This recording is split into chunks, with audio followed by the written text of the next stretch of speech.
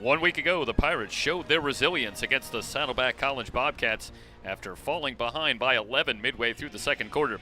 The Pirates responded, outscoring Saddleback 26-3 over the next two quarters and emerged with a 35-30 win in Mission Viejo.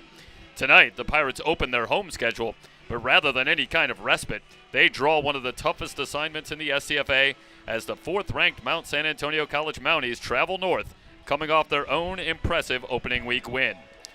Temperatures dropping ever so slightly over the last couple of hours as evening falls in Ventura, and with the wind picking up considerably over the last few hours, the conditions may very well play a role in the game tonight.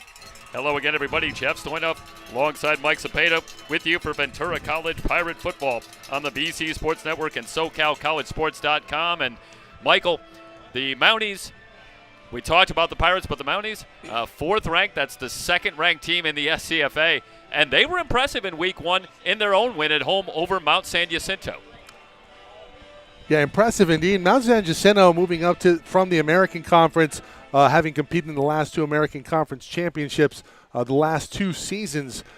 You know, that was not a cakewalk, and they showed very well last week, 23-7 win in week one of the SCFA. And, well, Ventura was tested last week at Saddleback. That was a game that they nearly gave away, and for much of that game, they were outplayed. Yeah, both teams, interestingly, in their matchup, losing the turnover battle. And when we talked to Steve Mushagian this week, one of the first things he talked about is, listen, if we're going to get the win against a very good Mountie team, we need to win the turnover battle this week. It'll be something to watch. The Mounties turned the ball over a couple of times in their win against Mount San Jacinto. The Pirates, for their part, turned it over 3 times, but overcame in the 5-point win against Saddleback. The Mounties won the toss and elected to receive, so they'll take the ball first, and the return out past the 25 to the 26-yard line, and that in 20 seconds, the Mounties go 74 yards and take the 6-0 lead. That was an 8-play drive, covering 74 yards in 2 minutes and 20 seconds. And no need to wonder why it was the Mounties elected to take the ball. That's exactly what you want to do on the road. They make a statement, they win the toss, they take the opening kickoff, and they go the length of the field. 74 yards for an opening touchdown, extra point up and good. 12:40 remaining in the first quarter. We'll step aside very briefly. Mounties with the 7-0 lead. You're watching Ventura College Football on the VC Sports Network.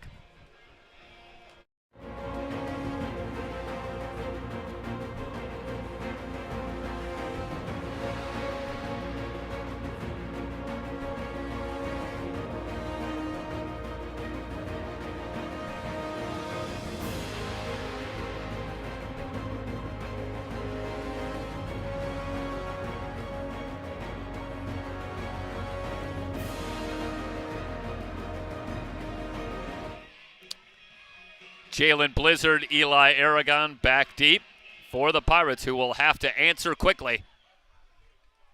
Trailing early, short kick taken at the 22-yard line and out to about the 30. Still churning his legs and out past the 35. Haven't heard a whistle yet, still moving the pile. Now pretty much everybody is in there by the time the whistles finally come in at about the 40.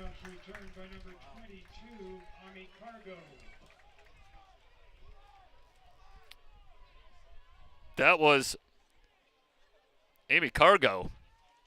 18-yard return, but about 10 of those yards came after that play appeared to be over, but Cargo just kept pushing the pile and got it all the way to the 40. Well, let's see if that picks up the Pirates, who once again find themselves trailing early. Mentioned at the top that they were trailing throughout most of the first half and into halftime at Saddleback. But this is as tough an assignment as you can get. Big hole up the middle, running room and more. Lamont James into Mountie territory to the 39-yard line, working behind Julio Ray, Malachi Brown, Gabe Rivera in the center of that Pirate offensive line. And they opened up a big hole. And James, who went over 100 yards a week ago, Off to a fast start, gets the call here and picks up a couple. 2nd down and 8. Bradley with the stop for the Mounties. Mentioned James last week, 111 yards on 22 carries. Also added a touchdown. Thompson in the backfield, setting up the screen against the blitz. Big gain all the way inside the 5 and in for a touchdown. Perfect play call as they find Jerron Glenn. And Glenn, with blockers in front,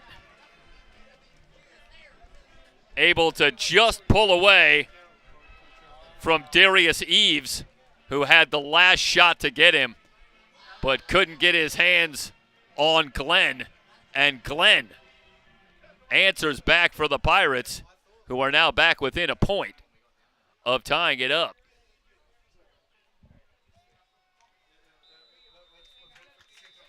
Extra point is up and good.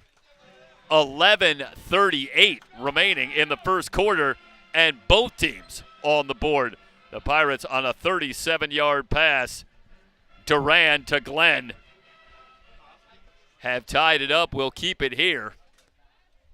That's a 3-play drive that covers 60 yards under a minute off the clock. 11:38 remaining, and we've already put together a highlight reel here in week 2 from Ventura. Tied at 7. Well, you can't execute a whole lot better. But how about the play call? Jay Coleman, second-year offensive coordinator for the Pirates. The blitz coming for the Mounties, and the screen to Glenn, who had blockers in front but went pretty much untouched. 37 yards to the house, and we're tied at 7. Well, buckle in,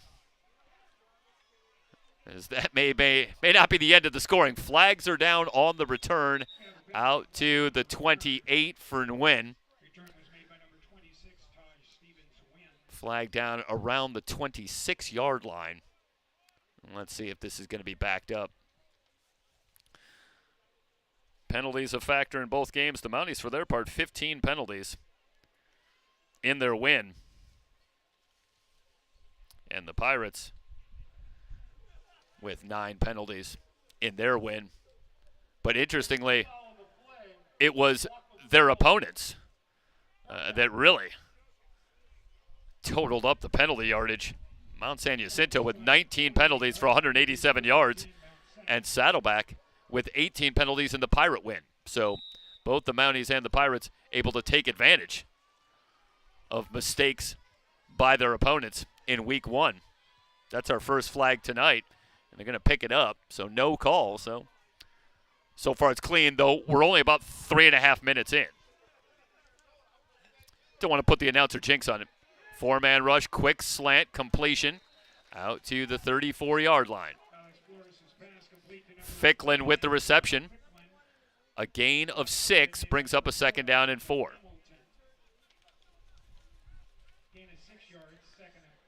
Flores, 12 of 21 for just 77 yards in the win against Mount San Jacinto a week ago. Quick pitch on the jet sweep back to Ficklin, who spins off a tackle before he stood up and moved back at the 45. They'll give him 11 yards with forward progress, good enough for a first down. Not much of a shocker there. It's a team that ran for 300-plus last week in their win versus Mount San Jacinto, but how about Ventura getting Mount SAC a little bit of their own medicine? Yeah, Flores, the ultimate game manager a week ago when you're rushing for 300 yards. Does a good job moving that offense, but he's off to a good start. Another good hole on the right side for Nicholas Floyd.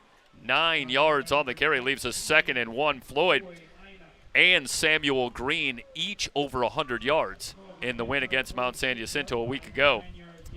Mentioned the offensive line for the Mounties briefly in the last drive. 4 returning sophomores, but that was Dalen Matoyer, Arthur Avila on the right side, and a great push Screen to the near side and a first down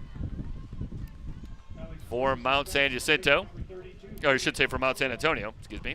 It's a good decision there. Nothing there, and better gang tackling from the Pirates.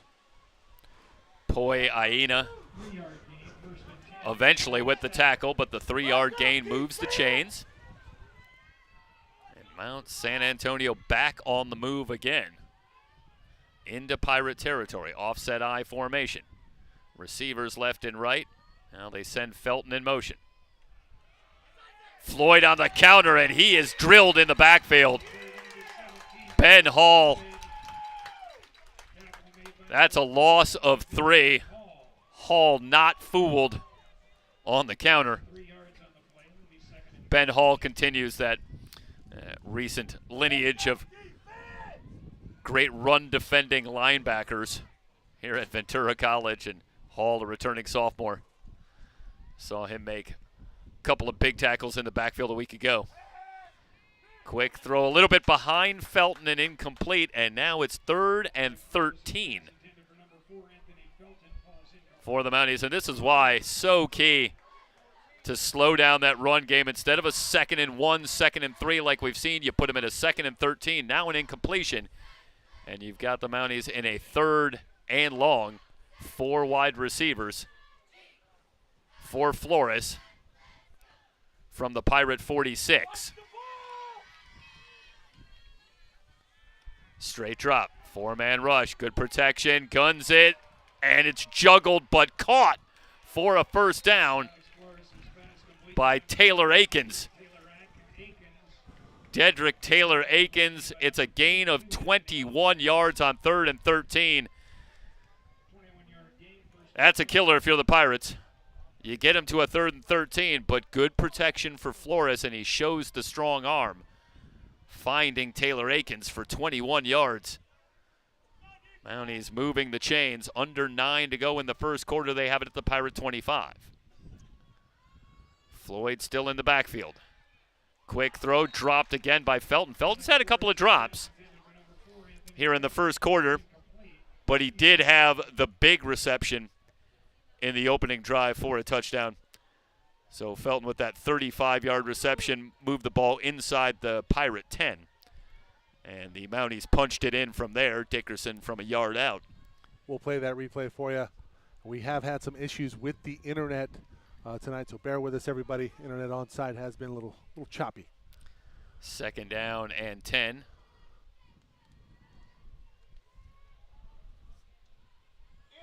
Brewer and Fickler to the near side. Flores, rainbows looking for Fickler, and it's incomplete. Well, they had Fickler one-on-one with Maliatufa. Jeff, we go back and to Fickler had about a yard separation. To the big reception earlier.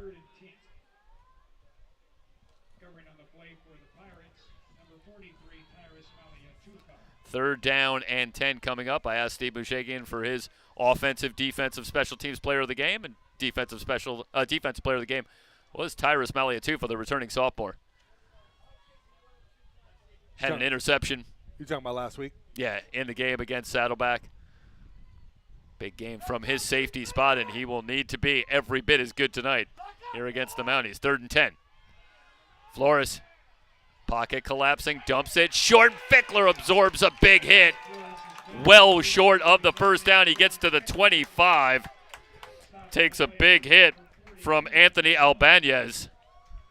That's a gain of, well, nothing. Might give him a yard to the 24. So 4th and 9, and we'll see Diego Esqueda and the Mountie field goal unit. This will be a 41-yard attempt. It'll come from the right hash for Esqueda.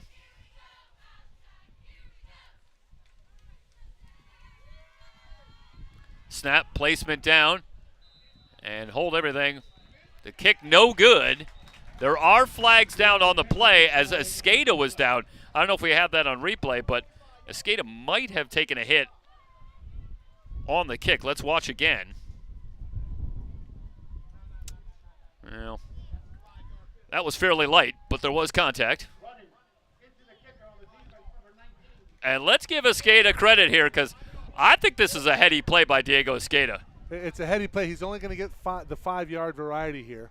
But with the field goal attempt no good, this will buy him another chance. So that'll make it 4th and 4, and now he'll try again from the 36. 36. And how good in years past has Ventura been in the special teams department? It's really what has propelled them. Escada was 1 of 2 a week ago, connecting from 30 yards in the win against Mount San Jacinto. This will be a 36-yard attempt. It'll come from the right hash. Placement down, kick away. And this one is good. No flags. Escada connects from 36 yards. And with 7:38 remaining here in the opening quarter, Mount SAC back out in front, 10-7. You're watching Pirate Football on the VC Sports Network.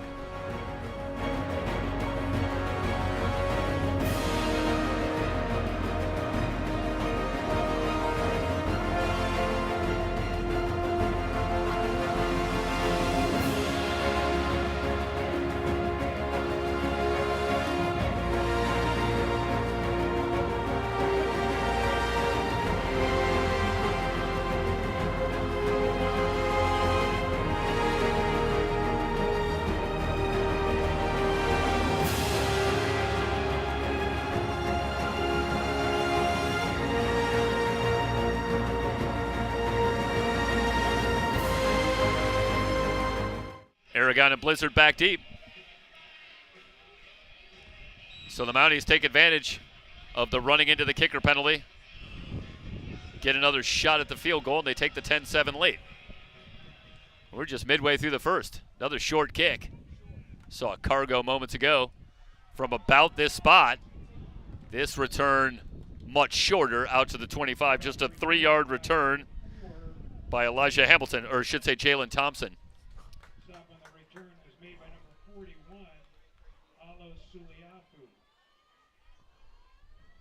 So the second possession for the Pirates coming up.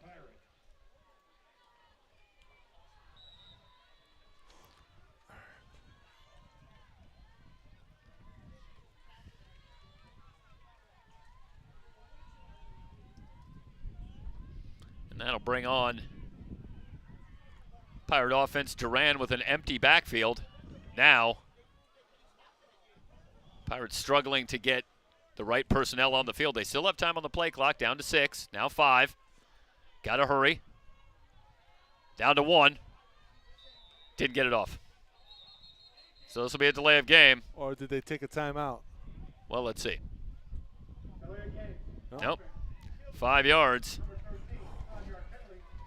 Coming right out of the kickoff. That's exactly what you don't want. Penalties haven't been a huge storyline, but the timing certainly a factor so far.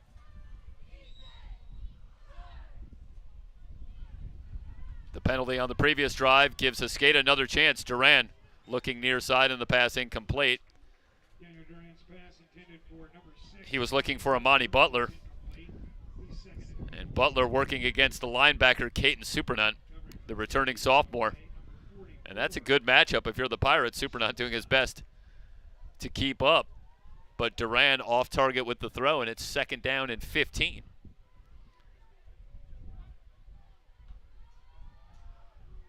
Four-man rush. Duran under pressure, looking deep, but throws into double coverage. Now a flag comes in late. He was looking for Mikey Henderson, who was absolutely blanketed on the play. This would be a huge break for the Pirates if this works against Mount SAC.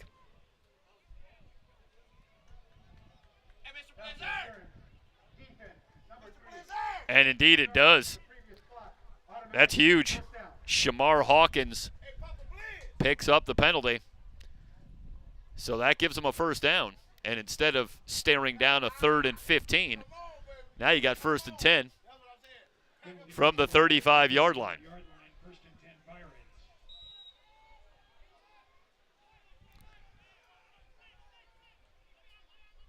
They'll overload the far side.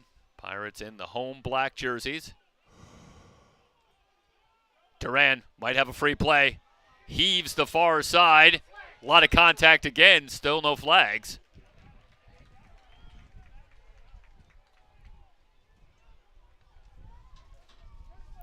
That was excellent coverage once again, Aaron Chaney. Pass intended for Aragon. 2nd down and 10, so no flags down on the play.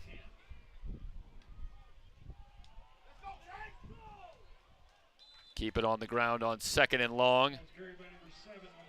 Lamont James brought down by Eves and Supernunt. 3-yard run for James leaves a 3rd and 7. The Pirates, as they so often are, very good on 3rd down a week ago. 8 of 17, and that was critical in the shootout down in Mission Viejo that the Pirates won 35-30. Blitz coming on 3rd and 7. Duran hit as he throws, and the catch is made by Aragon in Mountie territory at the 49. 13-yard gain on 3rd and 7, and the Pirates move the chains. Duran takes the hit, stays in the pocket, delivers a strike to Aragon. Now the Pirates want to move quickly, trying to set up the screen back to Aragon, and the pass incomplete. 2nd and 10 upcoming. Jalen Thompson checks into the game in the backfield for Ventura. Thompson rushed for 83 yards on 17 carries a week ago for the Pirates in the win over Saddleback. Big hit on Thompson, and a flag comes in late.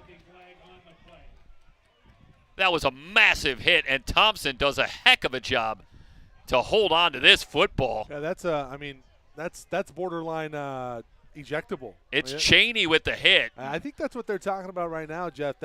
Mike, can we run that back one more time? It's definitely up in the helmet area. Yeah, he doesn't make an attempt to go for the shoulder. He goes at. Yeah, I mean. Now, I would say in Chaney's defense that he does a good job there, I think, of leading with the shoulder. And that hit is up high. Yeah, but, I mean, he's launching at that point. Yeah, it's absolutely true. We'll watch this one more time. This is certainly going to draw a flag and give the Pirates a 1st down, and we'll see about the ultimate fate of Aaron Chaney here tonight.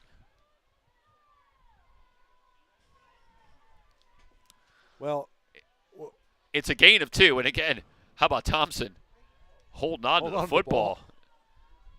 That's just a heck of a football play, but Chaney with that hit, and it's up high. It's in that shoulder pad area. And we're going to get It did not look like helmet to helmet, but dead ball, personal foul on the defense, number 24, targeting. It comes with a player's disqualification. Yeah, he's gone. Yep. 15 yards, 1st down. So Chaney, disqualified letter on of the targeting call. Sorry, Michael. Letter of the law. That's absolutely targeting. I mean, he has a chance to go for the midsection. I mean, if you go low, it's a great hit. Yeah. But the fact that you went for the upper torso and the head area, and you get that whiplash effect. Yep. And that's you're gone. That's an important distinction to make because, again, so much is made of helmet-to-helmet contact and a shot to the head. But it's that upper torso is still considered the same area for the purposes of that call. Yeah, I think Coach. And that's why the targeting call is made, and Chaney is done for the night. 15-yard penalty will be tacked on, and the Pirate drive continues at the Mount SAC 32-yard line. And Coach Jastrab wants an explanation, but I mean, if you look at the replay, and we'll look at one right now.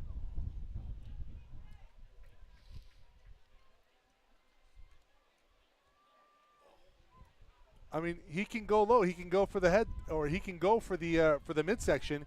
I mean, he goes right for the head. Yeah, and you see the head move back, and just to underscore the violence of that collision from Glenn, and I think I should say from Chaney. And again, I think it's worth making the point that I think it's a hard hit from Chaney and not something where he was dirty. Big hole for Thompson. Thompson still on the move. Hit and brought down at the 18, a 14-yard run for Jalen Thompson, who, by the way, still on the field after that hit. What a play for Jalen Thompson. Donald Dixon, the transfer from New Mexico, with a great block opening up that hole from his left tackle spot. You know what? And if you're Coach Jastrab, you have to wonder, if you're going to take my player out for the game, how is that player after that hit still on the field? He makes another one right now. Jalen Thompson coming out of the backfield. Short reception to the 15. 3-yard gain brings up a 2nd down and 7.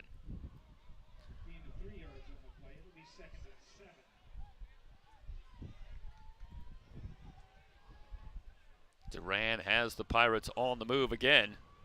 Thompson remains in the backfield. 4-man rush. Duran on the quick slant inside the 5, down to the 3, back to Aragon. 12-yard gain. Pirates now on the doorstep looking for the lead. Working in the hurry up. Thompson still in the backfield. Thompson gets the handoff. Little jump stop at the line. Hit but falls forward for a gain of a yard. Juan Salas, the safety, coming up to make the stop. 2nd down and goal from the 2. You see now it's Elijah Griffin over at that left corner spot, matched up with Aragon. Duran looking to his left, and the pass incomplete. Broken up by Shamar Hawkins. Brings up a 3rd and goal from the Mountie 2.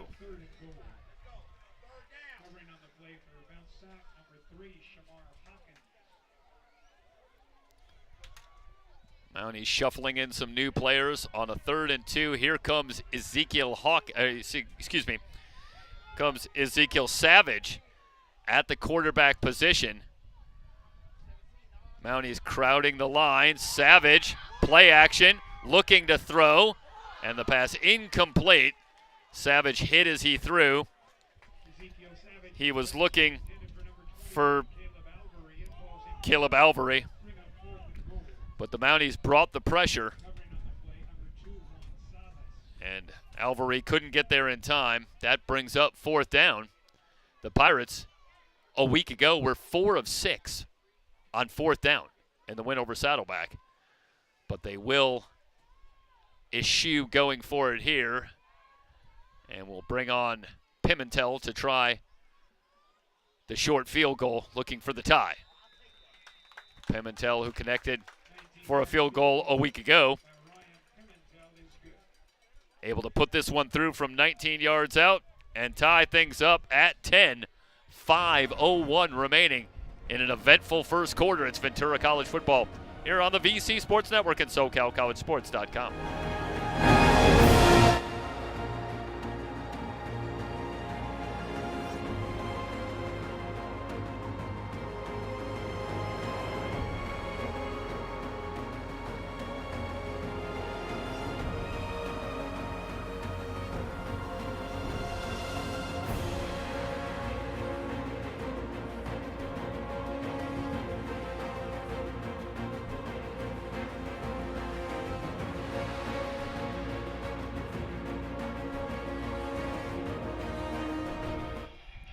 The win, Levency back deep for the Mounties. All tied at 10. Every drive so far has produced points.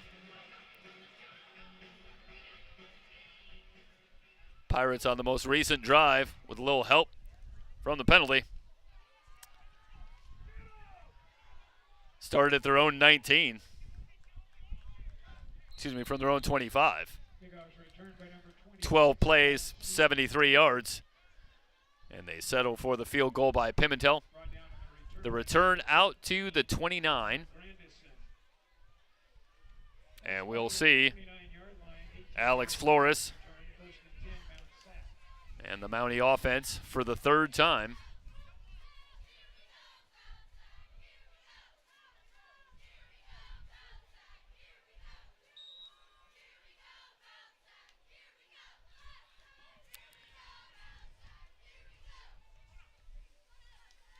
Pirates crowding the line on 1st and 10.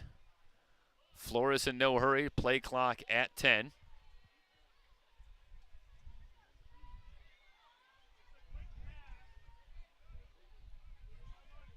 Now down to one. Snap off. Inside handoff. Going nowhere. Great push by that Fryward front four. James Gillespie among the first to get there. A little help from Isaiah Garcia. A loss of a yard brings up a 2nd and 11. Pirates starting to warm to the task of slowing down this Mountie running game.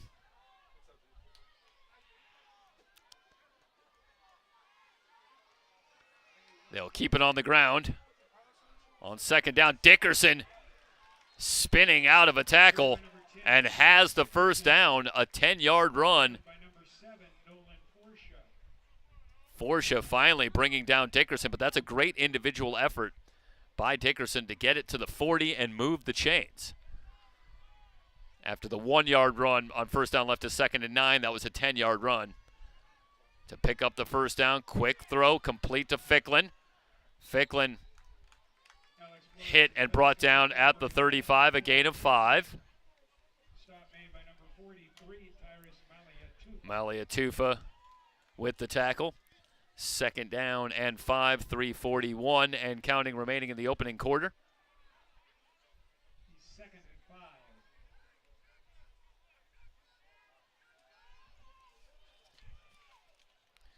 Dickerson was 6 carries for 46 yards in the win a week ago as both Green and Floyd went for 100+. Deep throw and flags coming in. They were looking for Ficklin. Working against Elijah Hamilton. And there was a lot of contact. Let's watch here.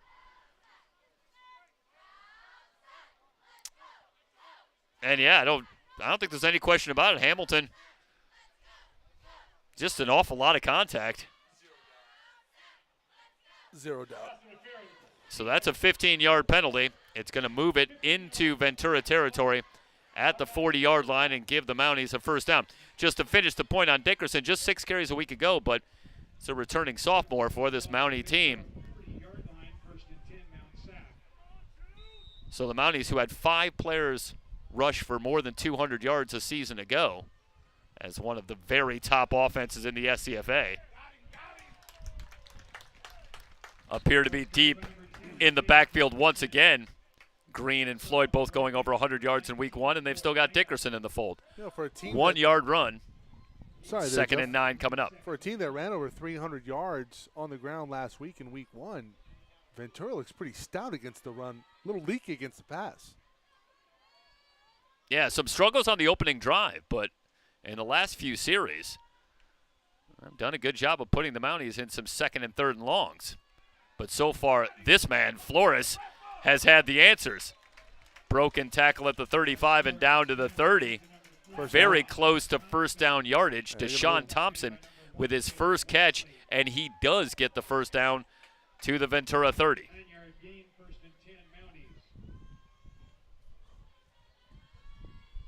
This drive started back at the 29-yard line of Mount Sac. They have it at the Pirate 30 with a 1st and 10. Bunch formation. Felton in motion. Flores hit from behind as he went to throw. Pass incomplete. Poi Aina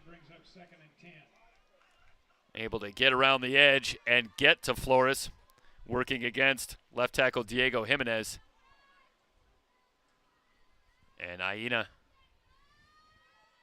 able to disrupt the play, force the incompletion. It's a 2nd and 10. 3 wide receivers to the left side. Quick throw, complete. Another missed tackle and another first down. Forsha with the stop on Tremont Brewer. Brewer able to slip out of a tackle and pick up 13 yards. And Mount Sac now has it back in the red zone with a 1st and 10 from the Pirate 17. Dickerson the lone setback. 4-man rush. Good protection for Flores into the end zone for a touchdown. Finding Deshaun Thompson. And Michael, This is a lot about the protection. Look at Flores. Great pocket. And he's able to sit back and pick apart that Pirate secondary, finding Thompson for a 17-yard touchdown. And the Mounties have scored on all 3 possessions in the opening quarter as Escada tacks on the extra point. 17-10. The Mounties 71 yards in 8 plays, 3:06 off the clock. Flores finds Thompson for the touchdown.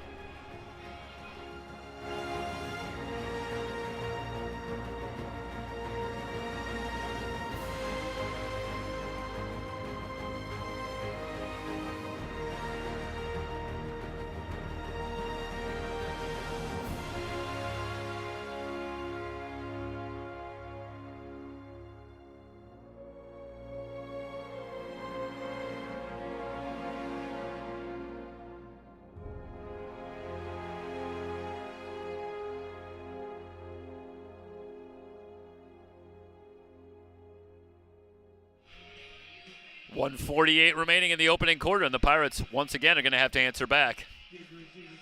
So far, they've been able to do it.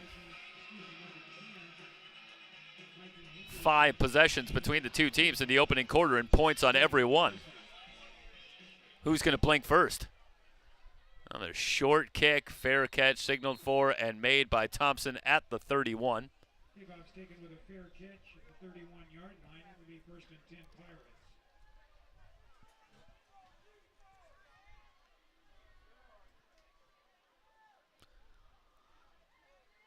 They'll spot it at the 32. They spot the ball at the 32-yard line, make it 1st and 10 for Ventura. And we'll see for the first time tonight, freshman Chris Irvin. Now a quarterback, number 5, Chris Irvin. Irvin, 5 of 7 a week ago in relief duty. Ball is carried by number 7, Lamont. The handoff to James on first down. Play made by number 1, Caleb. 3-yard run. Gain of 3. Bradley with the tackle. 2nd and 7. Brings up a 2nd down and 7. Irvin picked off on his first throw. A rude greeting to his time here at Ventura, but he bounced back to complete 5 of his next 6 passes. He had just 20 yards through the air in the game. Flags are down on the incompletion as Irvin was under all kinds of pressure. There should be a hold on the near side. Let's say they're going to get Braden Hapner.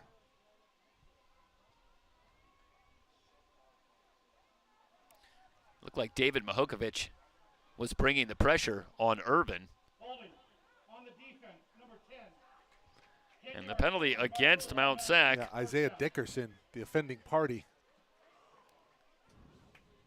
Well, Dickerson is a running back. I wonder if they didn't have the right number It is early in the season. on that call. I don't want to pick somebody else out. Speaking of the wrong number.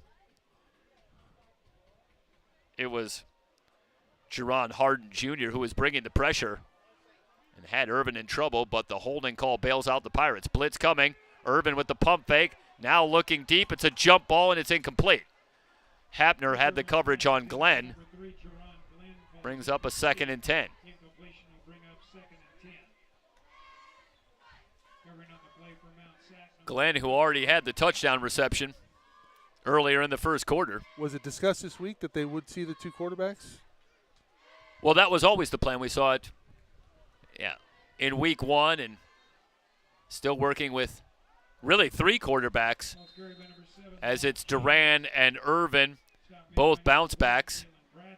for the Pirates, but also Ezekiel Savage, who was here a season ago, but they want to use Savage more in that Wildcat formation and have him run the ball more out of those packages. 3rd and 7. Irvin under pressure, looking deep.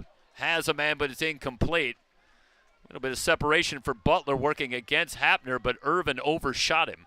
Couldn't And catch for the up to it. first time this season, we're going to see the Pirate punting unit in one of those 4th and 7. rare anomalies of statistics, thanks to going 4 of 6 on 4th down. The Pirates did not have a punt a week ago. Deep to receive the punt, number 84. What's that like to suit up and not have to kick? Back in punt formation for the Pirates, number 25, Zane Carter. So Shinto Mizuguchi back deep for the Mounties, awaiting this kick at his own 15, and now the Pirate defense with under a minute to go in the first quarter is going to have to find a way to slow down this Mount Sac offense if they want to keep this a one-score game. Meanwhile, a flag against Ventura will back them up 5 yards. Yeah, the play clock had ran down. So it'll come from the 42.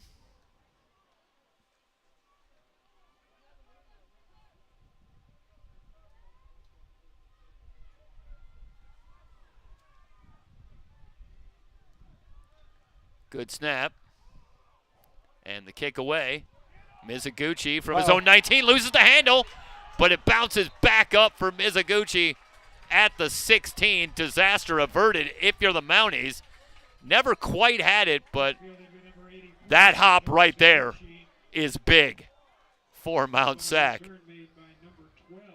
3-yard loss on the return, but the Mounties will take it because they keep the football. They'll spot it at the 15.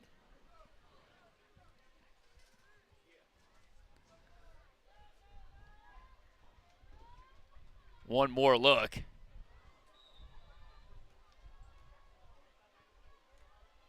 And Mizuguchi Wow.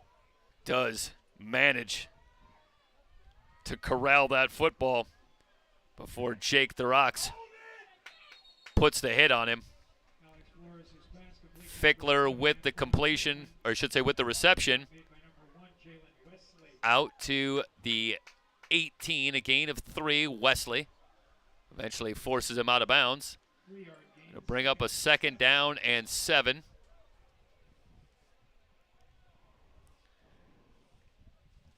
Alex Flores has been outstanding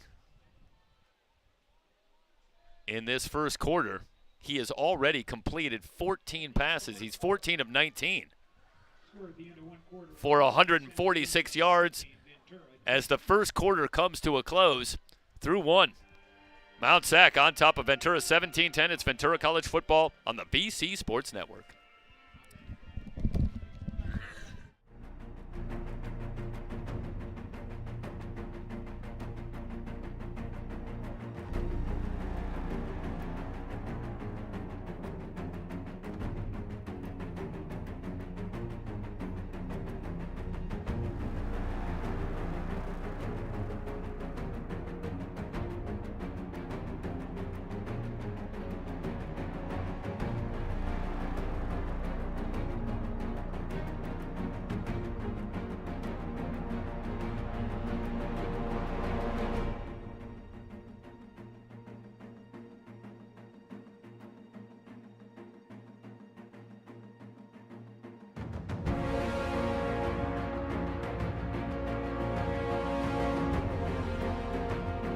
Second and 7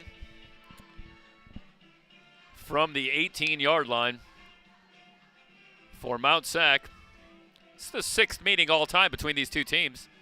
Interestingly, didn't meet until 2013. But then they met every year from 2013 to 2017, with the Mounties winning 4 of the 5 matchups. The one win for the Pirates in 2016 here at the Sportsplex in a thriller. 5-point win for the Pirates. Jake Luton with 4 touchdowns, 346 yards. But that's what it took. Samuel Green makes his first appearance after going for 100-plus a week ago.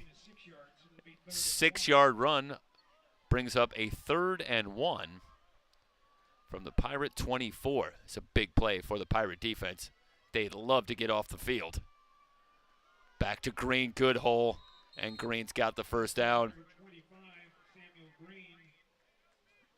Green tripped up by Pedro Gondarias, but not before he picks up 4 yards and a first down on a 3rd and 1. That's great work on that Mountie offensive line. An experienced and talented group. Mounties 3 of 4 on third down in the game. Flores screens it out for Floyd. Floyd dragged down by Maliatufa, but not before he gets to the 36. 8-yard gain brings up a 2nd down and 2. Jones with the stop for Ventura. But this is exactly where you want to be if you're Mount San Antonio, working on a 2nd and 2 from the 36. Dual setbacks. And they keep it on the ground. Floyd running left. And he is hit and brought down. A loss on the play. Maliatufa with the stop. Back at the 34. A loss of a couple. Brings up a 3rd down and 4.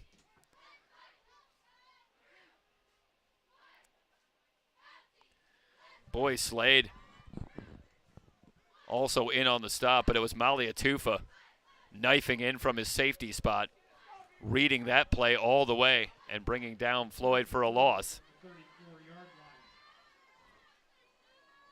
Mounties facing a 3rd and 4 from the 34. 3 wide receivers to the top of your screen.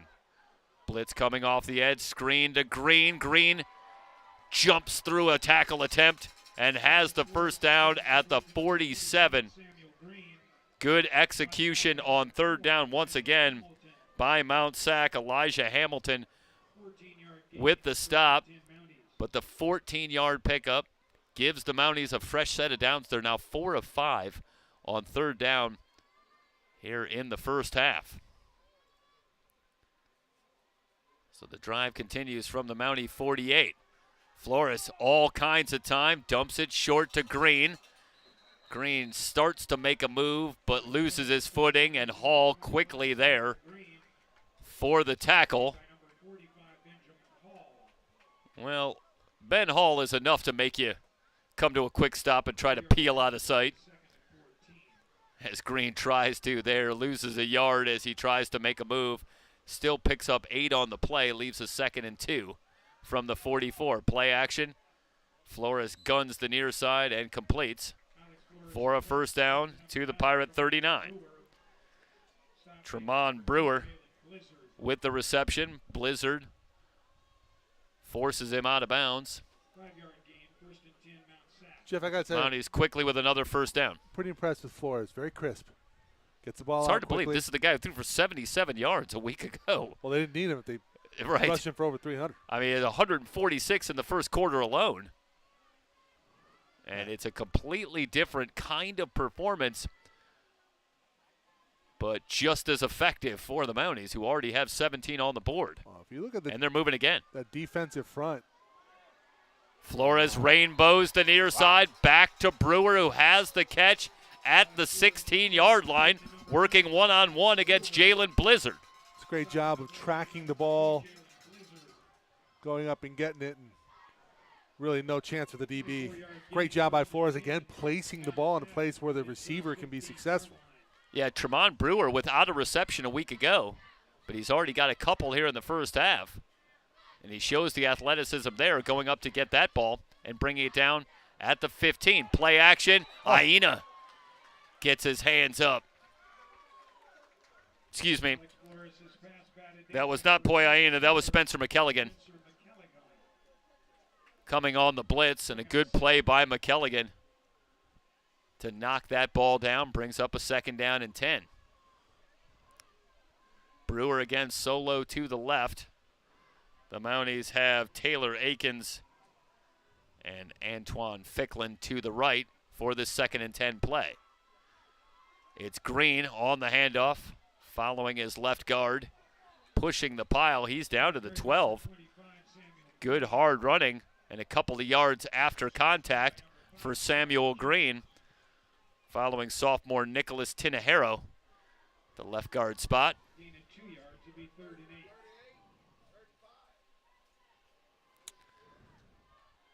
That was actually James Burke also on that offensive line in the left guard spot. And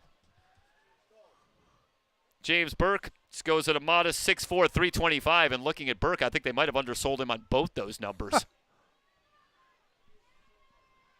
Third down and about 5 from the 17. Flores hit from behind as he goes to throw. He is looking for Brewer, but Brewer well covered. And the Pirate defense, at least for now, is going to hold. It brings up 4th down. And we'll see Diego Esqueda for another field goal attempt. This will come from the left hash. Jeff, what's been the And MO it'll be of this, 34 yards. Sorry, of this Michael. defense for Ventura? Pretty lenient in between the 20s, but once you get down in the red zone, they bottle you up. Well, I imagine if you go to Steve Mushagian as Esqueda puts it through from 34 yards out, you ask Steve Mushagian, Mike Hayden, the defensive coordinator, I imagine they would tell you that if we can get them to settle for 3s instead of 6s, we'll take our chances from there and see if we can keep up with them offensively. So for the Pirates, you don't get the full stop, but the 3 at least keeps you within shouting distance. It's 20-10 with 10:09 remaining in the first half here on the VC Sports Network. Ventura needs to find their voice.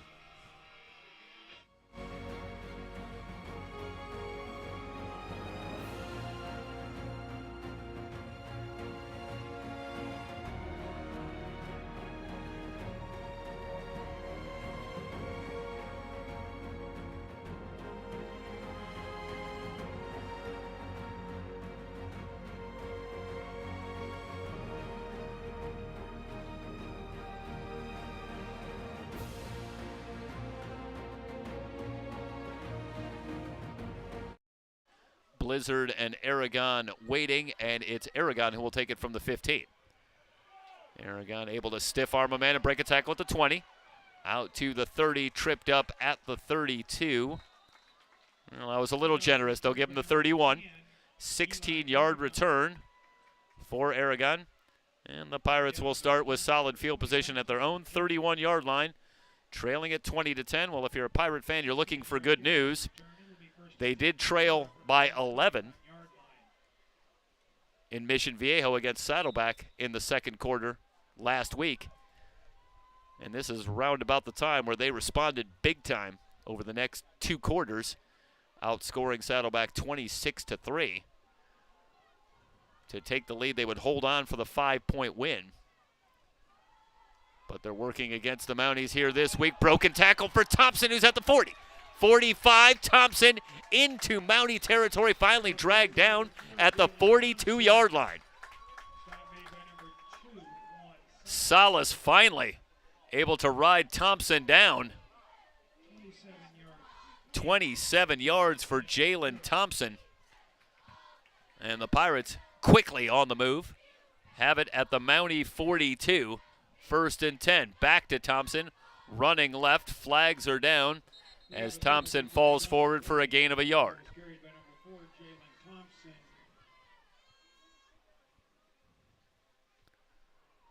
Let's see if this one's coming back. And the holding call. This is going to go against Jacob Lemus, and we'll probably have a pretty good view of it right here. Yeah, and he's working against Dion Cavett. No, that's the previous play. Okay, that's the run by Thompson. Sorry. So the holding call will back it up. 1st and 20. The Pirates back at their own 48. Irvin remaining in the game at quarterback. Completes it to Jerron Glenn. Glenn tries to split a couple of defenders, brought down after a gain of 4. Hit by Harold Peters. Jalen Crutchfield. 4 yards on the completion to Glenn brings up a 2nd down and 16. From the 48, empty backfield for Irvin. Now he'll bring Lamont James back. Looks off James. Irvin under pressure and just has to dump that one.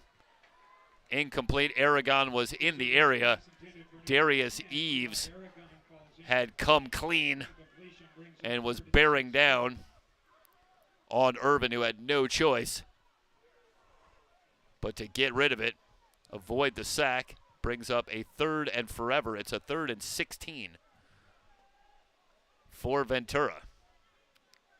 The Mountie 48. 3 wide receivers to the top. 3-man rush. Irvin with time. Looking on the near sideline. Catch is made by Aragon at the Mount SAC 41. That is well shy of first down yardage. This would leave a 4th and 9. And now the Pirates going to play field position, or are they going to roll the dice on a 4th and long? Plenty of time on the play clock, but for now the offense still on the field. Well, again, the Pirates were not shy about going for it a week ago. 6 times. They went for it on 4th down. Good on 4 of those attempts. This is a 4th and 9 from the 41. Irvin almost had the free play. Now down to 1, and are the Pirates going to take the timeout or take the 5 yards? Obviously an attempt. See if they can get the Mounties to move. The Mounties not biting, and the Pirates will take their first charge timeout with 8:04 remaining here in the second quarter, and the Mounties on top 20-10 on the VC Sports Network.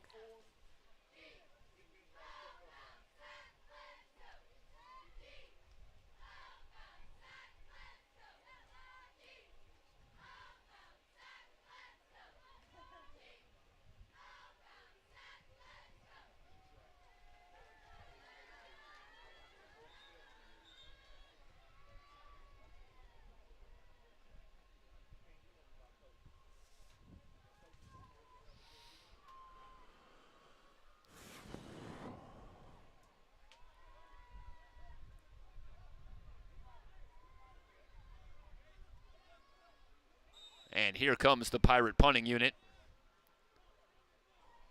Back in formation, number 25, Zane Carter.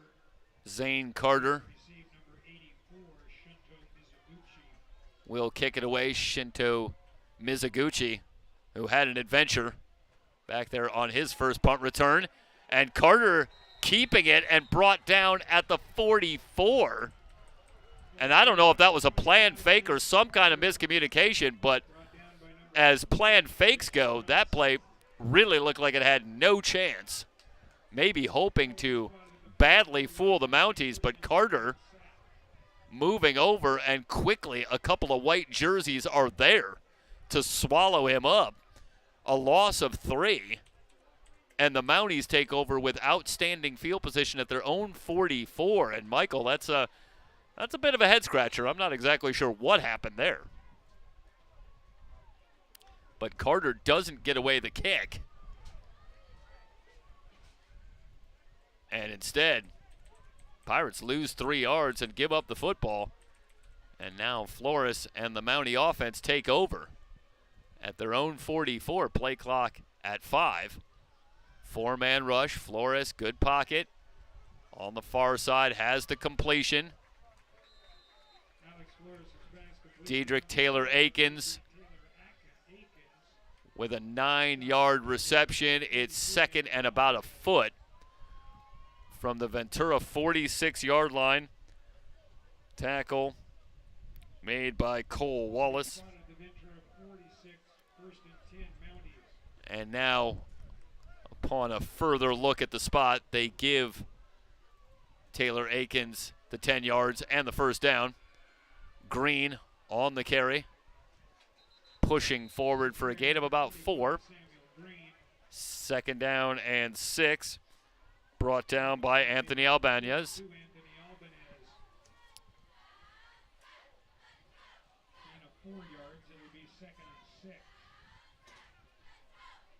It's a 2nd and 6.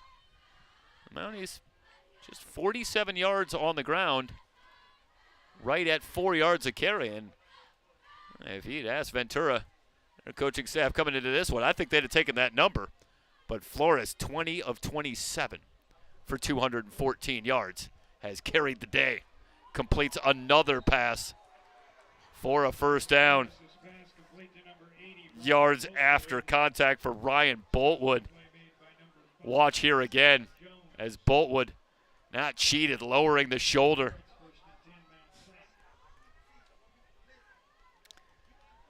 And a good job by Messiah Jones to get Boltwood down to the turf, but not before Boltwood moves the chains.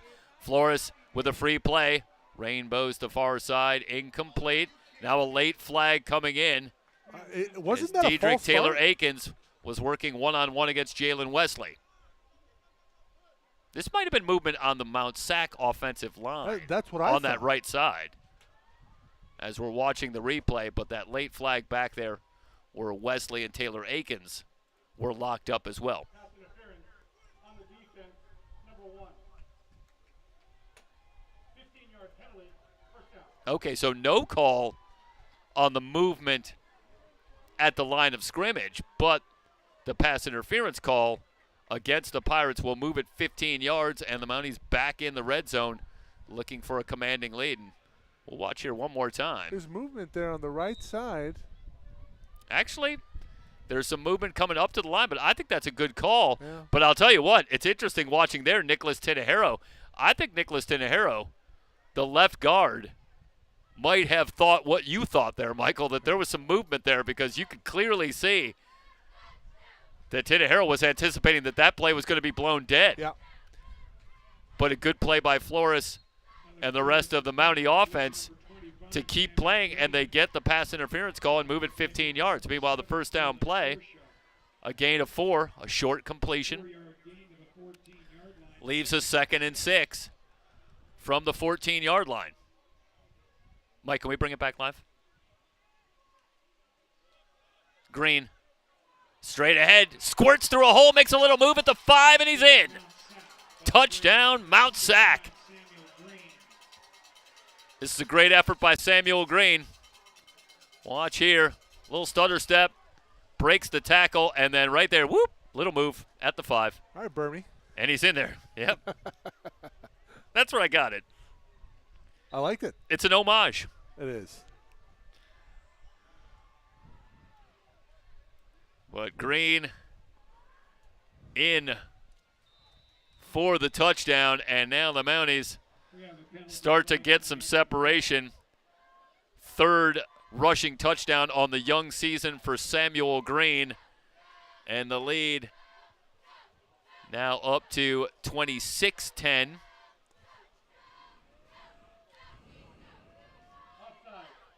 There is an offsides call on the extra point. That penalty will be declined. The Mounties will take the extra point. And with 5:49 remaining in the first half, the Mounties now lead at 27-10 here on the VC Sports Network.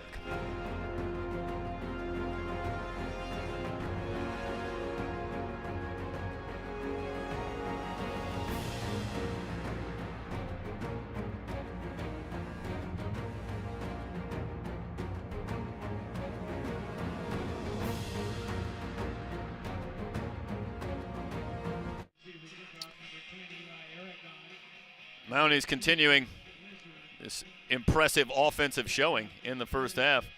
Another drive, another score. Still perfect drives and points here in the first half, and now they lead at 27-10. And the Pirates in a little trouble even in the first half. As the famous line goes, it's getting late early. Meanwhile, a great effort from Carter on the return. He's still on his feet. Still on his feet and finally forced out of bounds. Late flag comes in.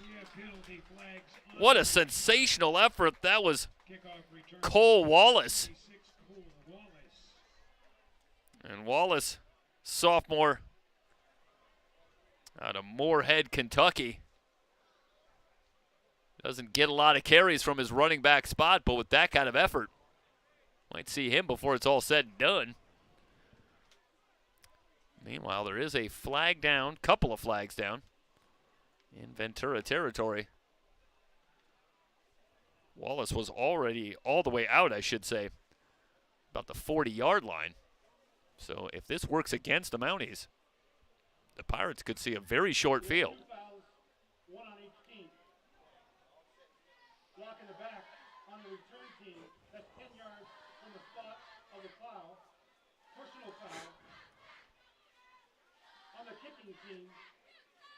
Number 31. A 15-yard penalty enforced at the end of the run. 15 yards, first down. Okay, so a flag against each team, and so far they haven't moved the football. Now, this is often where you might see offsetting, but is it possible that they're just going to assess both? Yeah, they're going to go ahead and assess the block in the back and then assess the personal foul. So if my math is correct, the Pirates should have picked up 5 yards, and that they'll spot it at the 35 as Duran returns at quarterback for the Pirates with Lamont James in the backfield. Blitz coming. Screen out to James, who slips a tackle at the 40, but brought down at the 45 by Braden Hapner. James immediately moves the chains, a gain of 10. Gets it to to the Ventura 45.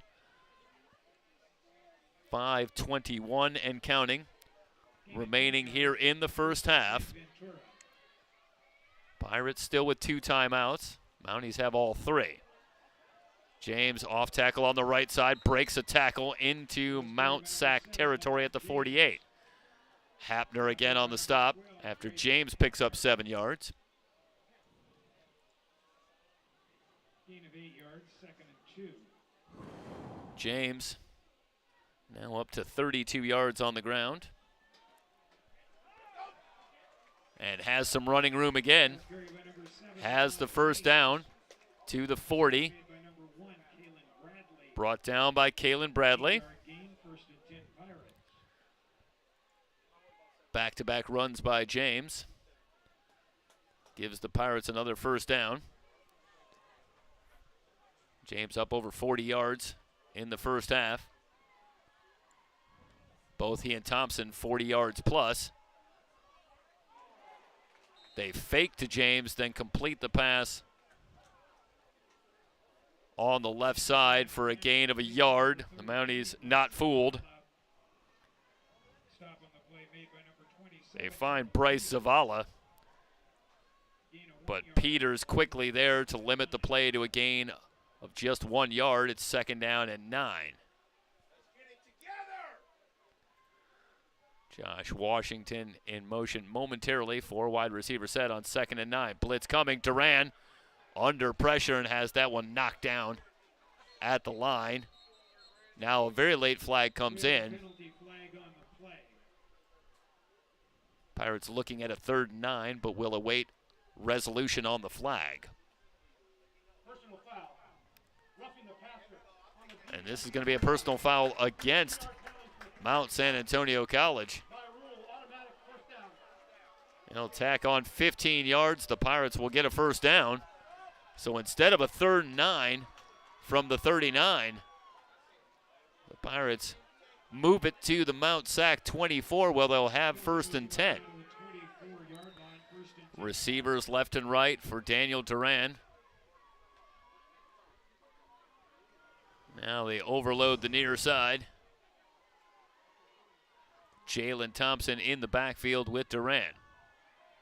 4-man rush. Duran looking and now just dumps it short and incomplete. There's nobody there. How is this not grounding?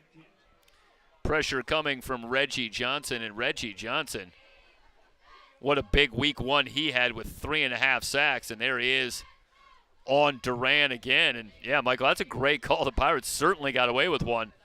Now, the only one even close is Peters for Mount SAC. Man. 2nd and 10, inside handoff to Thompson. Quickly hit in the backfield, no gain on the play. The offense has become stagnant. Eves and Johnson on the stop.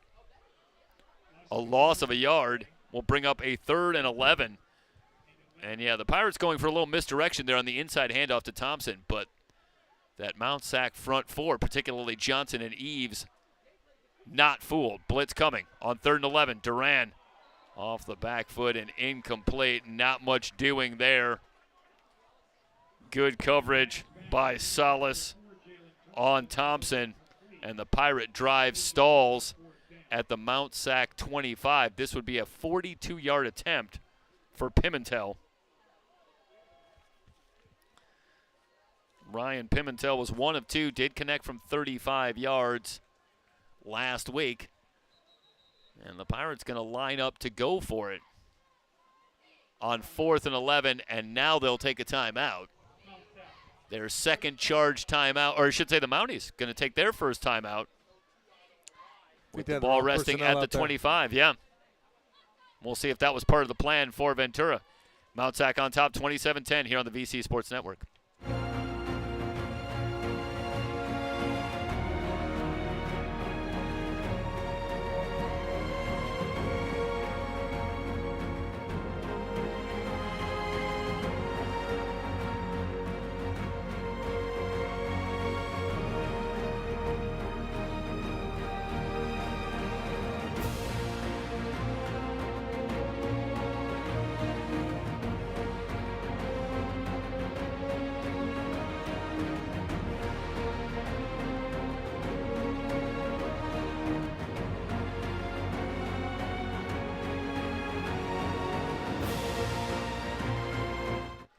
Fourth and 11, and the Pirates send the offense out on the field.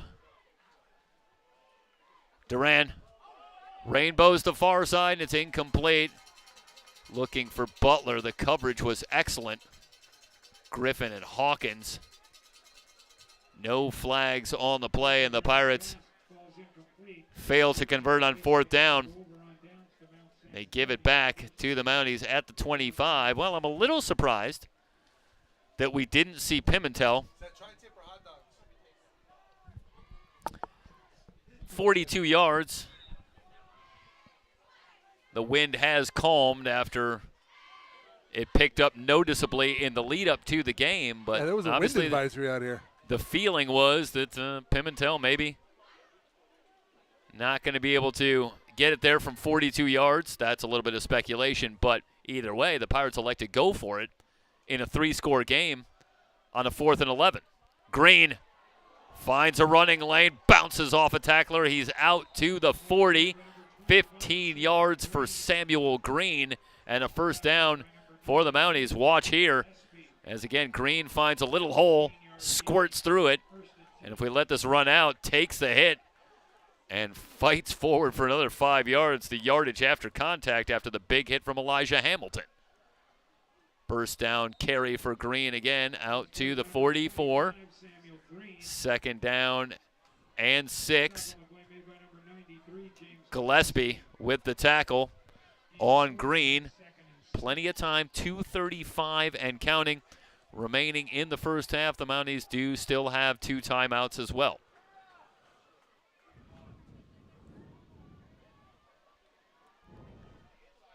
So back-to-back carries for Samuel Green, who didn't play in the first quarter, but now is up over 50 yards here in the first half on the ground. Flores screens it out to Green, leaps out of the tackle attempt and gets to the 48, where it'll be 3rd down and 2. Just getting out of the reach of Fakir Stewart.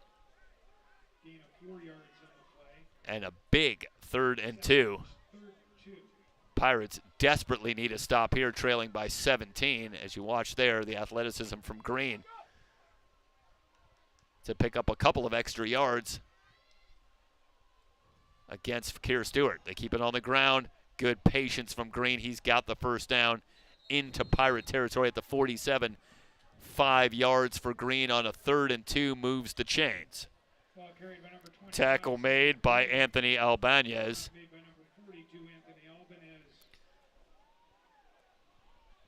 Well, we could talk about Flores and the 23 completions here in the first half, but the Mounties now 5 of 7 on 3rd down.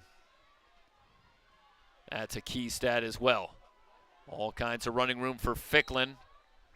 Out of bounds inside the Pirate 40 at the 39.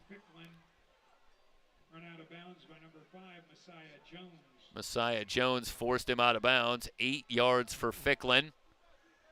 Leaves a 2nd down and 2.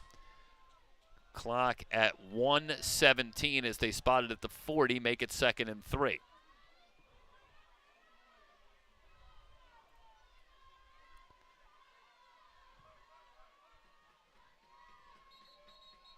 Now whistles come in before the snap.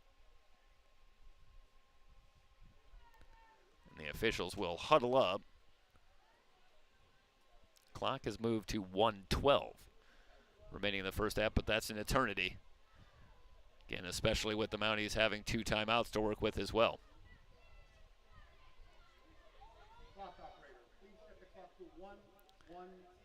And they are going to move the clock back to 1:17. Now, this first half, offensively for the Mounties, has been, well, surgical might be the word I would use. Their execution has been so sharp. Scoring on every drive, and they're on the move here. Flores fires, completes for another first down. Back to Dedrick Taylor Akins, down to the Pirate 22. Albanez with the stop, but that is a gain of 18 yards. Flores continues to pile up the yardage through the air. Trying to set up the delayed handoff, and the Pirates quickly there. This is a loss on the play. Under a minute to go in the first half. Green lost about 5 yards on the play. Brought down by Rivaldo Arellano. And now the Mounties will take a timeout. That their second charge timeout with 54 seconds remaining in the first half. And the Mounties on top 27-10 here on the VC Sports Network.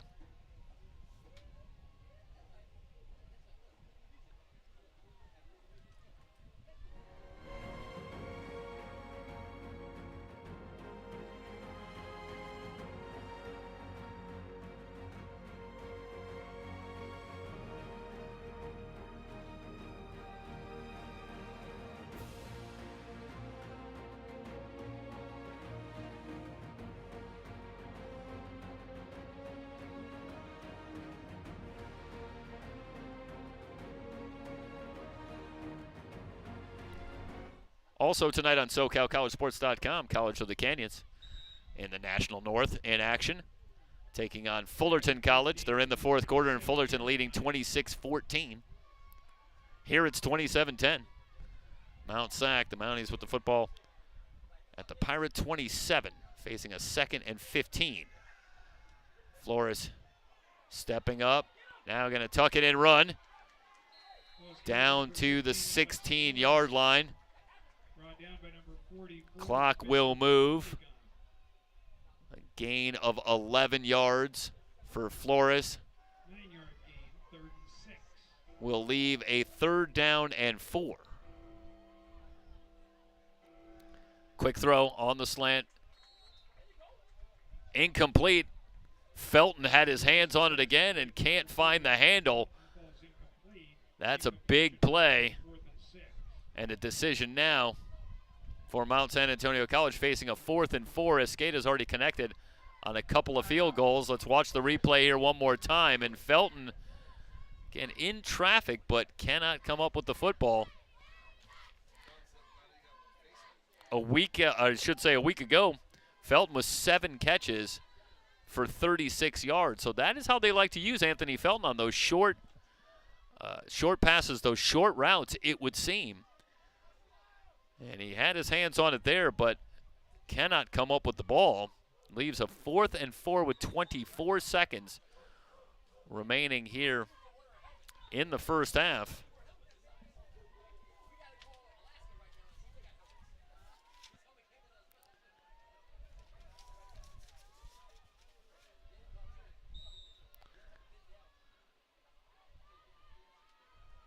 And here is Escada. 33-yard attempt straight away for Escada, trying to make it 3 field goals here in the first half. Good snap. Kick away. And it's good for Escada. Mounties increase the lead. They now lead at 30-10 with 20 seconds remaining in the first half here on the VC Sports Network.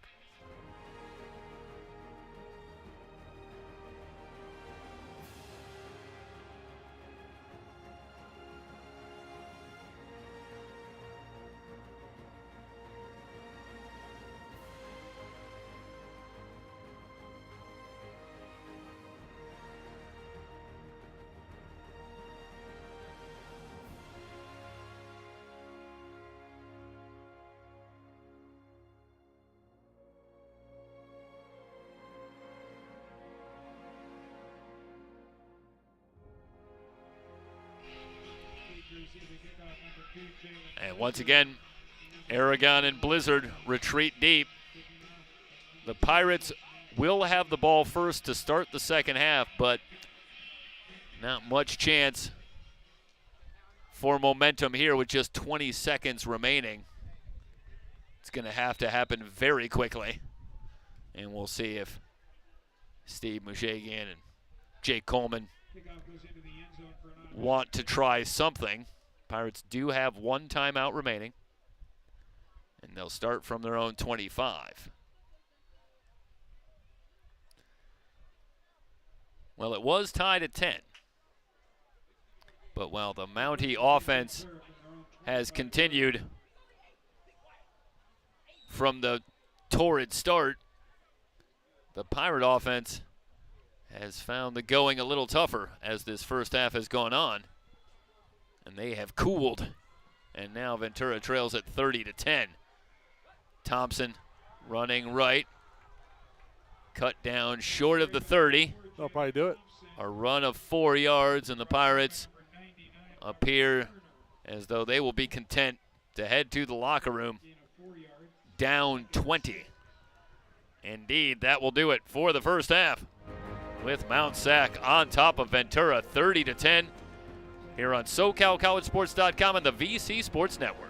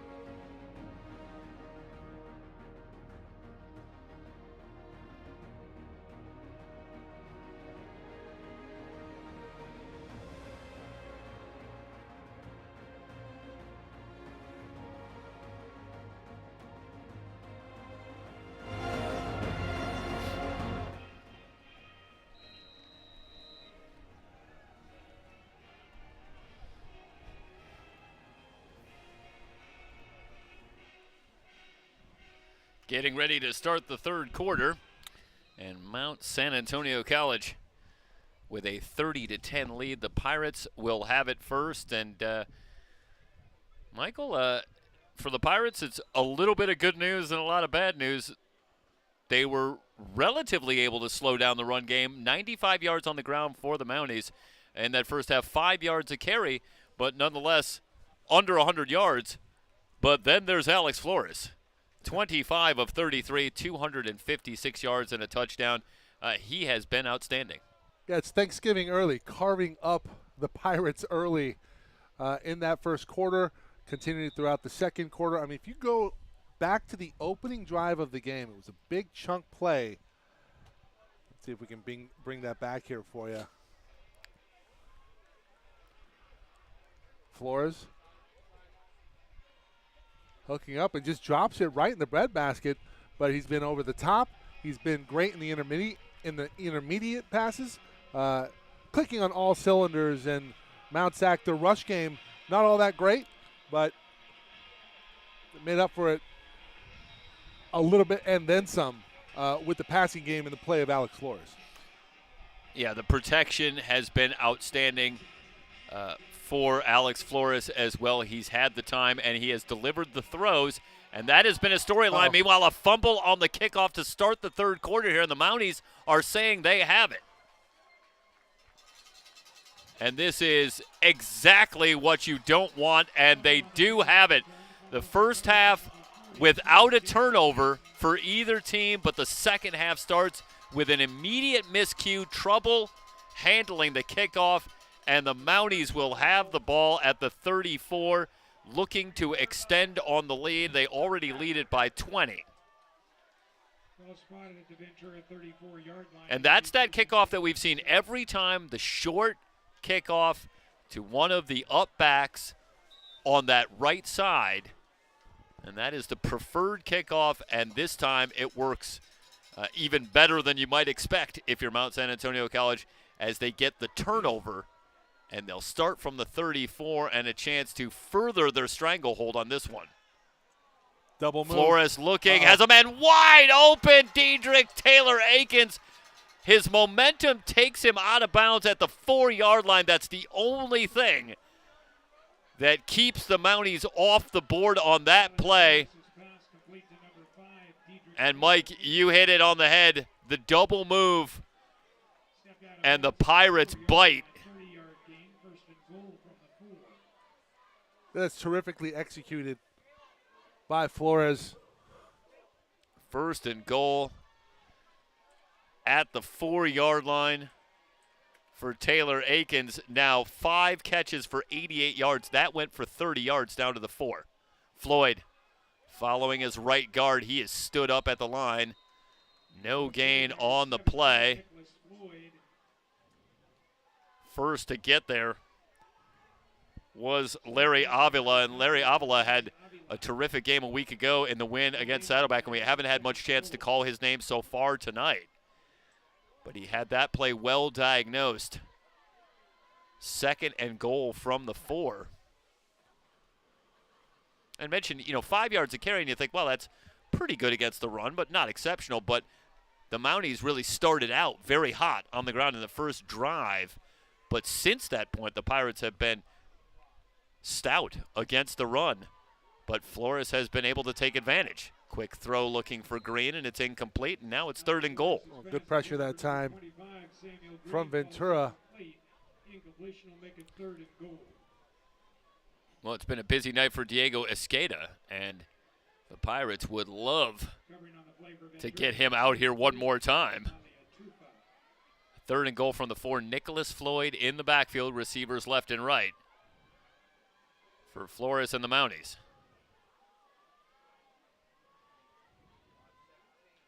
Has the snap.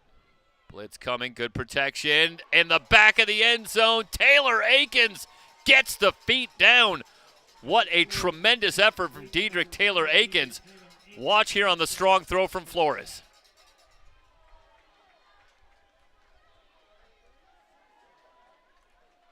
That's against Jalen Blizzard. Wow. I mean, Flores puts it where he has to there, and Taylor-Akins goes up to get it, gets the feet down with Blizzard right on him. And the Mounties are now 6 of 9 on third down in the game, and that's another storyline. When the Pirates have been close to getting off the field, the Mounties have found the way to make a big play and continue drives and continue putting points on the board. 13:32 remaining in the third quarter, and now Mount SAC sees their lead grow to 37-10 here on SoCalCollegeSports.com and the VC Sports Network.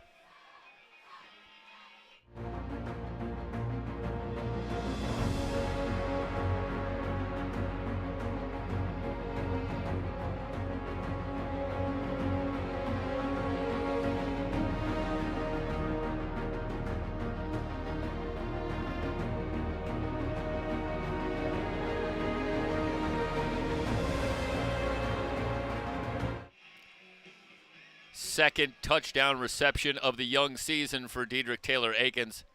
It's a 4-yard touchdown pass from Flores to Taylor-Akins as the Mounties take advantage of the short field off the kickoff miscue. First turnover of the game for either team. Pirates, incidentally, have now turned the ball over 4 times on the young season, forced just 1 turnover.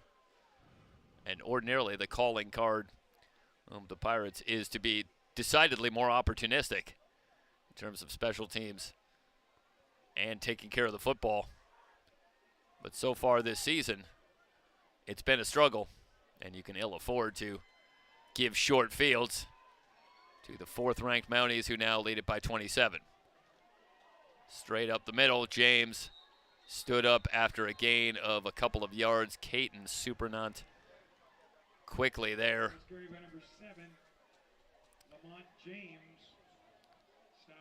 Caton Supernant. He's a sophomore out of Upland.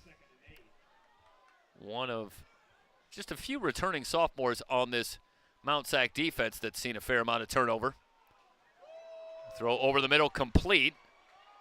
And a good individual effort from Drew Lopez, who makes his 2nd catch of the night, but just gets back to the 35.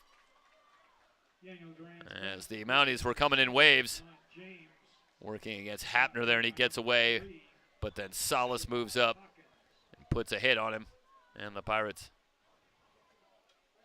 now facing a 3rd and short. Well, no, they are going to give him the first down, so Lopez gets just enough to move the chains. 1st and 10 from the 35. James. Eves drags him down after a gain of a yard, and that was good penetration from Darius Eves into the backfield, and James didn't have much of a chance. Does a good job just to ward off Eves and pick up a yard. 2nd down at 9.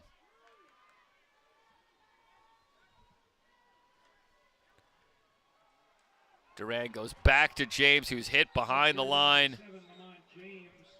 Turner quickly there.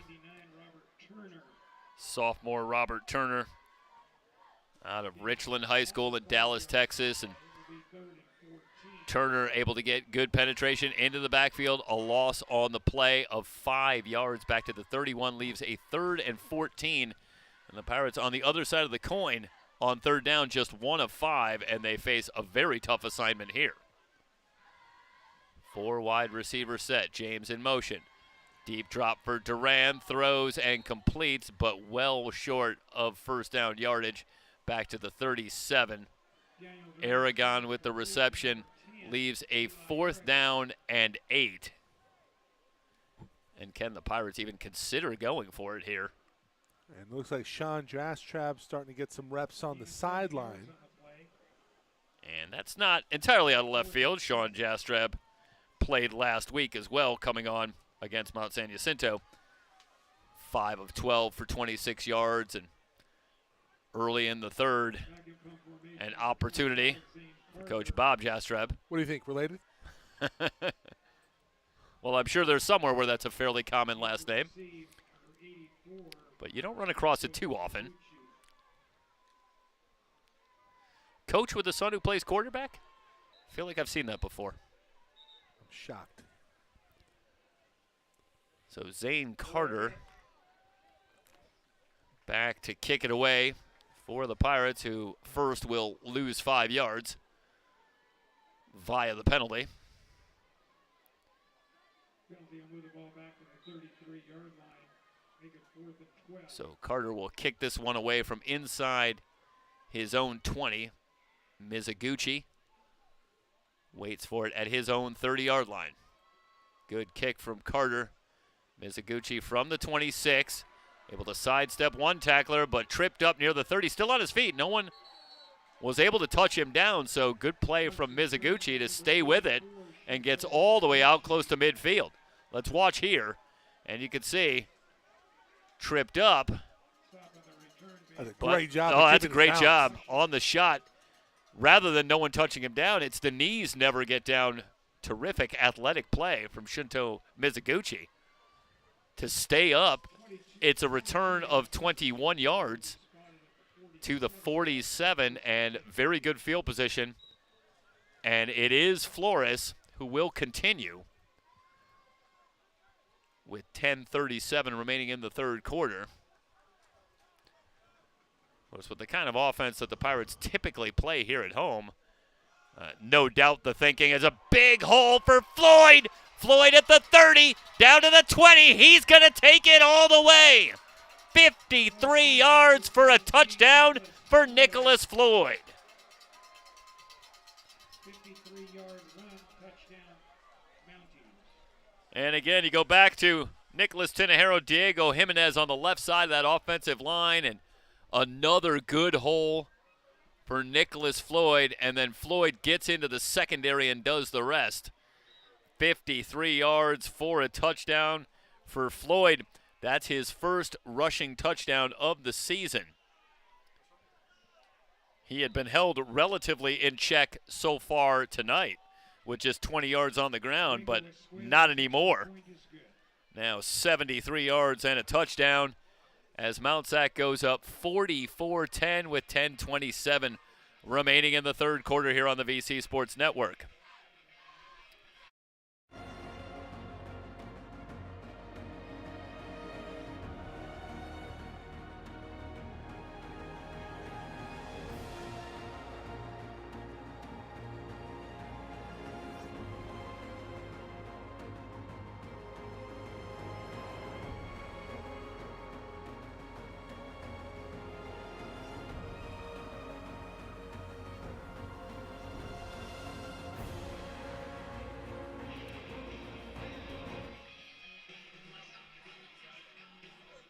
.34 unanswered points for the Mounties in this one after it was tied at 10 midway through that first quarter, but since then it has been all Mount San Antonio College. And that's a Mountie team.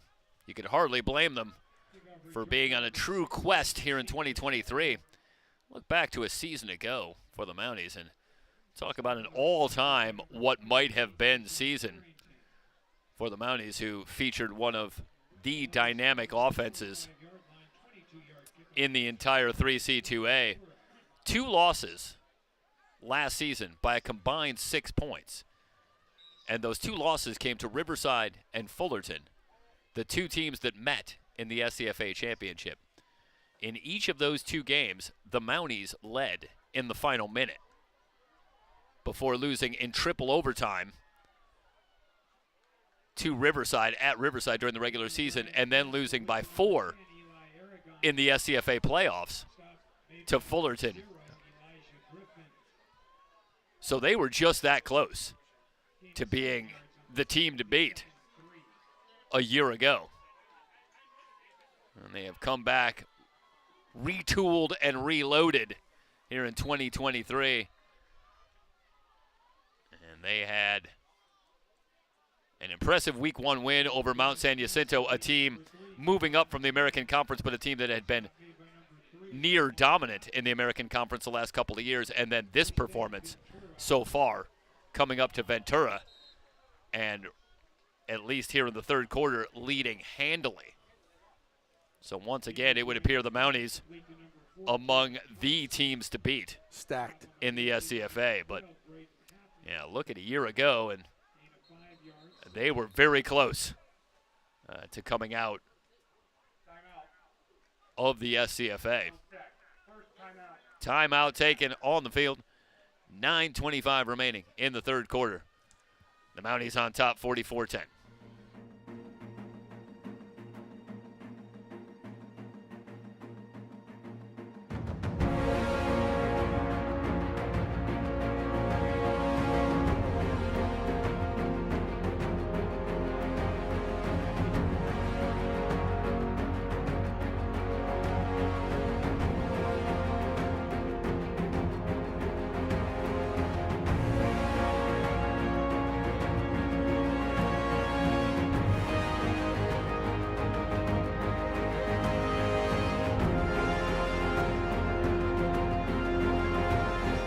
Second and 5 for the Pirates from their own 43.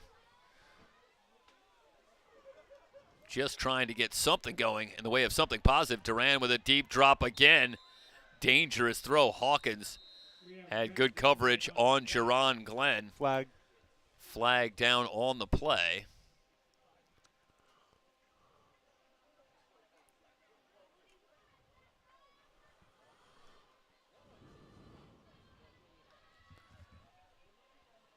Pirates with just,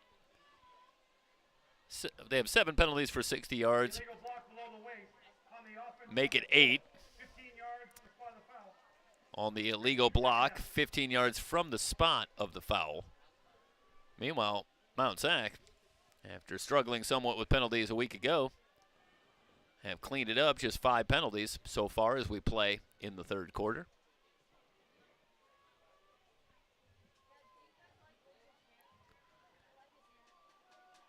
And this is going to back the Pirates way up. So they'll spot it at the 22. They need the 48. So 26 yards. Duran fires the far side. It's incomplete, looking for Thompson coming out of the backfield. Third down. Daniel Duran's pass intended for number 4, Jalen Thompson, falls incomplete. And 26. How many plays you got for third and 26? That's a good question. Hail Marys come to mind. Well, Mike, I tell you, we're about a score or two away here from coming up with some trivia. Third and 26, Duran setting up the screen, looking for Thompson. Well diagnosed by Kalen Bradley. Minimal gain on the play. Thompson getting to the 26. That's just 4 yards. And we will see Zane Carter in the punting unit.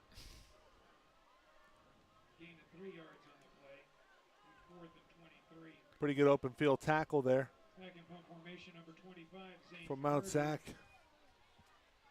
Kalen Bradley, sophomore linebacker. So Mizuguchi, who just had a good return, waits at his own 36. Carter gets it away. Another good kick from Carter, chasing Mizuguchi all the way back to his 27-yard line. It's a block in the back. Tries to make a move at the 32, and indeed flags are down. We have a penalty flag on the return. So some yardage going to be taken back off of this one. We'll have a great view of it here on Drew Lopez. Lopez was the one that was getting down very quickly and nearly had it when Mizuguchi struggled with the first punt from Carter, and it was Lopez bearing down as Mizuguchi was able to keep that football. And this time Lopez able to draw the block in the back with his good hustle, and that'll move the Mounties back to their own 20-yard line, where they'll take over midway through the third. Fullerton did close out the win at College of the Canyons.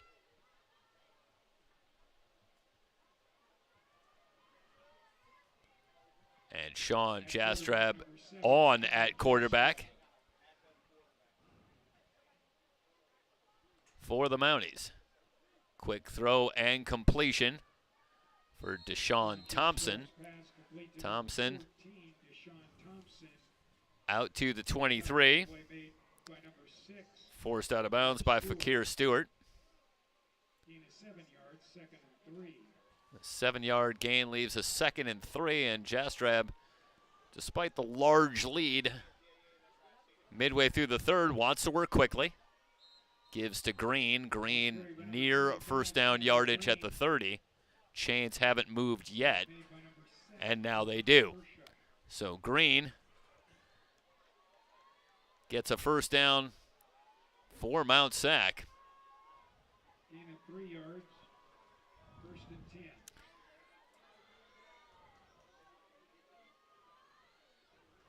Pirates coming on the blitz. Green sweeping to the far side, able to get the corner, and out past the 35. Late flag comes in. This may be a hit out of bounds. That's a tough call against the Pirates as Green is still up. Let's watch here at the end. Well, He's not out of bounds. Why is that a penalty?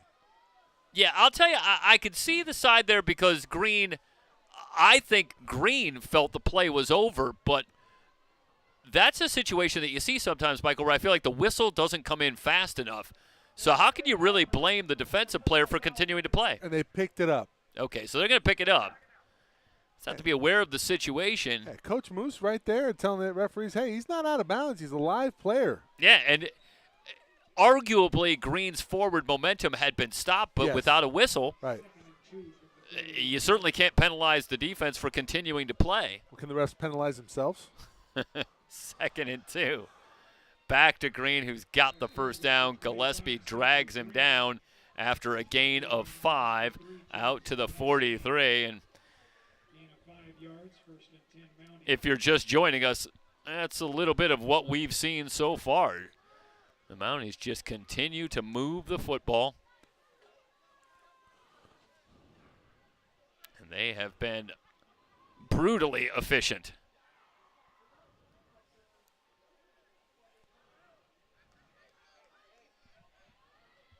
Up to 27 first downs in the game.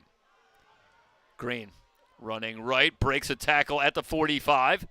Now into Pirate territory, still churning his legs. He's all the way down to the 38-yard line. Brought down by number 25, Zane Carter. Zane Carter finally brings him down. And now it's Samuel Green piling up the yardage. 1st and 10 Mount SAC. Goes for 25 yards. Longest run of the night for Samuel Green. And the Mounties into Pirate territory at the 38-yard line as the clock continues to move. 6:15 and counting remaining in the third quarter. We will try to take you around to some of the other scores here in the 3C2 and a busy Saturday night. Straight ahead with Green moving the pile. He's down to the 31, a 7-yard run. Green, Leaves a 2nd and 3.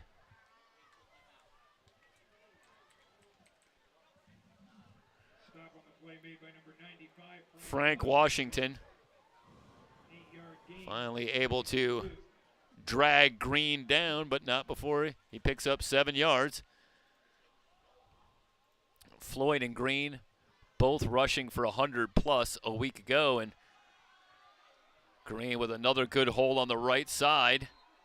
Twists his way forward to the 22. Green. Stop made by number 6. Brought down by Stewart. But another first down. It's a 12-yard run. And you get the feeling that Green and Floyd could both go for 100+ if the commitment is there for the Mounties to just keep giving them the football. Green now up to 81 yards on the ground on 13 carries.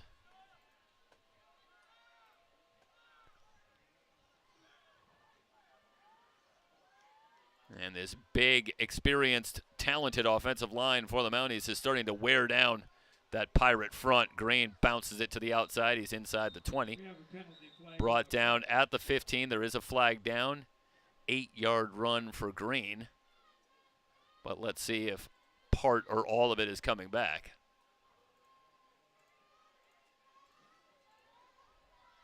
Hold. Offense, number 68. 10-yard penalty. So a hold Repeat. against Mount San Antonio College.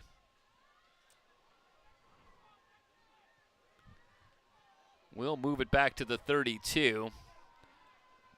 And back to 1st and 20.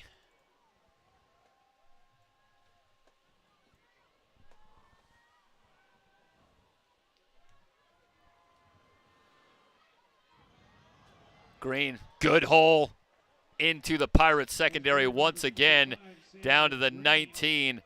13-yard run before Fakir Stewart brings him down. That creates a much more manageable 2nd down and 7.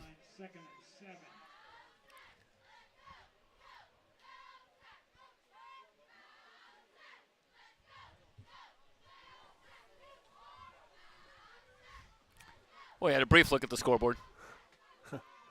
We'll get to it. Back to Green, working that right side again. Has the 1st down. Down to the 11. Whistles come in and they'll separate everybody. Ben Hall with the tackle. Let's look at these scores, shall we? See the win there at Riverside over Golden West earlier today. Tigers certainly among the top teams. Once again, they're the top team in the South. Pasadena City with a postseason appearance a year ago, and now 2-0 with a big win at West LA. There you see the Fullerton score over College of the Canyons. Green running left. Gillespie drags him down at the 10. A gain of 3 brings up a 2nd down and 7. Lengthy drive for the Mounties.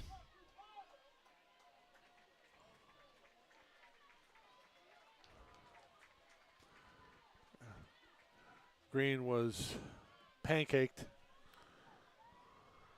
This is the 10th play of the drive coming up from the Pirate 10-yard line. And they keep it on the ground, but not much going on. Dickerson brought down by Gillespie for a loss on the play. Back to a 3rd and 10. And Santa Barbara early in the 4th on top of Saddleback.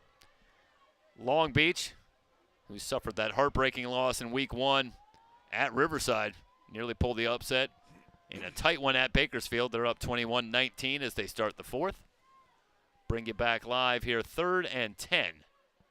Jastrab, straight drop, stepping up, throws, and the pass dropped. Starting to run with it. There is a flag down. Dickerson thought about making a move before he secured the ball. Late hit. Yep, contact with the head. So the roughing the passer call. And we've seen this a time or two tonight as well, where the Pirates have managed to stop the Mounties, but then managed to shoot themselves in the foot and give them another chance. And here, where they had forced a 4th down, the penalty on the late hit on the quarterback gives the Mounties a 1st down inside the 10 at the 5. Dickerson brought down by Garcia, a gain of a yard, and 2nd and goal. 2-yard gain, 2nd and goal from the 4. And this is a drive, I want to say, Mike, that's a good 6 or 7 minutes. Coming up on the 12th play of this drive.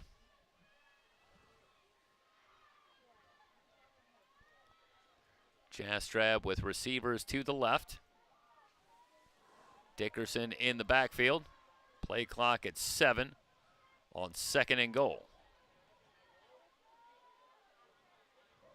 Dickerson running back to his left, churning the legs, down to the goal line. Dickerson in for the touchdown. 2nd touchdown on the ground for Dickerson tonight. And watch here, he's hit it about the 5. Able to break the tackle of Gillespie and then lower the shoulder. That was the old Bush push right there. Didn't need any help from Reggie Bush to push him into the end zone. No. Did it all on his own. And Mount SAC is hung up 50. And whistles before the kick. You have a penalty flag on the extra. And it's going to be a false start False start. on the Mounties. Number 79. Well, that's about as much as has gone wrong. Retry. And indeed, that's a 12-play drive, taking 7 minutes and 5 seconds off the clock. And, oh, by the way, ending with a touchdown. Well, that's how you protect a lead and extend on the lead at the same time. It's also how you get the announcers home early. Well, relatively early. Still got a bit of a drive ahead of us. That's a fact. But we always love to come up to Ventura. Well, hey, The extra point is good. we would be remiss by not saying this broadcast being brought to you by the Crown Plaza Hotel and also powered by Scooter's Barbecue, which we very much enjoyed during halftime.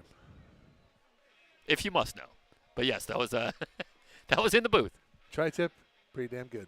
Right? I looked, you guys brought back a couple of sandwiches, and I just sat here and looked sad until you gave me some. That was basically what it was. I just looked a little pathetic and hungry, which I can do.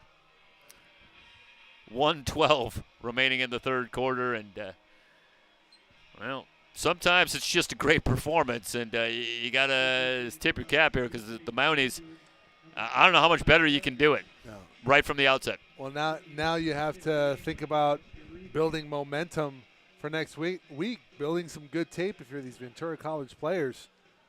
There's still people, still coaches out there, scouts, that have the camera on. And you are in the spotlight right now. A lot of coaches right now want to see what you do in a situation. How do you play? How do you carry yourself? Yeah, the Pirates back in action next week here, and we'll have it for you on the VC Sports Network. They'll be taking on Cerritos. Meanwhile, Mount SAC will return home, and they'll take on Allen Hancock. Yeah, speaking of next week, we have a quadruple header. 4 games coming your way. We'll get back to the list here. Well, that sounds like fun for you. Saddleback hosting Antelope Valley. College of the Canyons hosting Palomar. Cerritos here, as you said, Jeff, and Mount San Jacinto at Moore Park. Stop on the play made by number 41, Alo Suliafu. Suliafu with the stop after a loss on the play for Jalen Thompson. 2nd down and 12.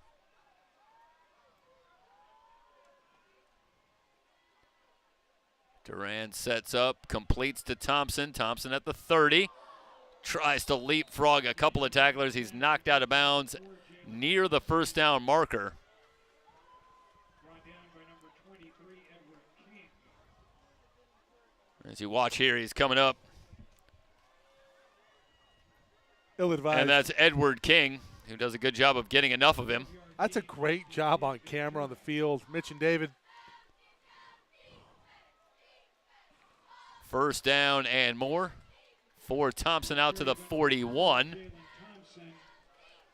Actually, that was 1st down, as they said that Thompson got just enough on the high hurdles to get the 1st down. So the 6-yard run makes it 2nd and 4, and now the Mounties want to take a quick timeout. 6 seconds remaining in the third quarter. What do they want to do, savor the quarter? Well, it was a pretty good third quarter. That's fair. I won't lie to you, Mike, outscoring the Pirates 21-0 to take complete control of this one as we enter the fourth quarter. How about some more scores? Indeed. And there you see the last update, Mount San Jacinto. That is a great matchup between two teams moving from the American to the National. Citrus and Mount San Jacinto. That's the last 2 champions in the American Conference. Yeah, Citrus with a And win both last those week teams move versus up. College of the Canyons. Yeah, and Citrus leading at 10-0 at last report against Mount San Jacinto there. And that is at Mount San Jacinto. Moore Park handling Orange Coast 42-14.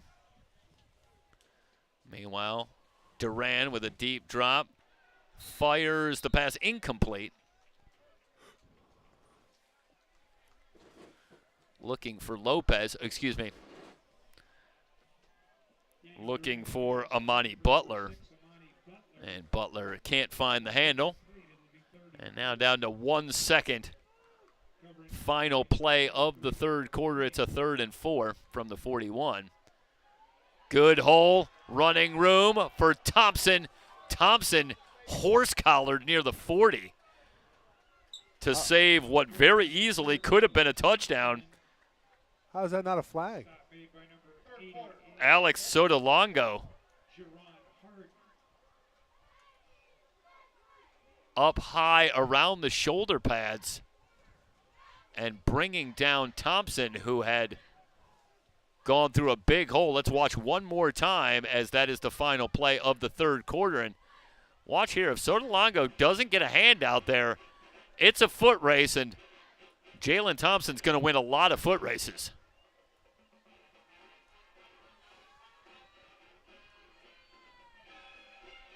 So Thompson settles for the first down on the final play of the third quarter. We'll come back. The fourth quarter from Ventura. Mount SAC on top, 51-10 on the BC Sports Network.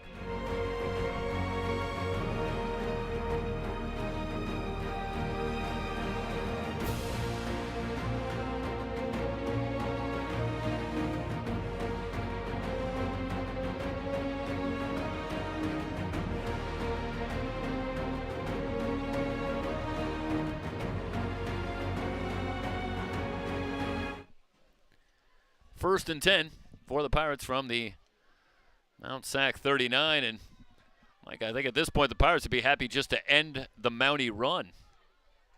Get something going. Blitz coming. Duran with good protection. Looking deep, in the pass overthrown. Incomplete. He had a couple of receivers in the area.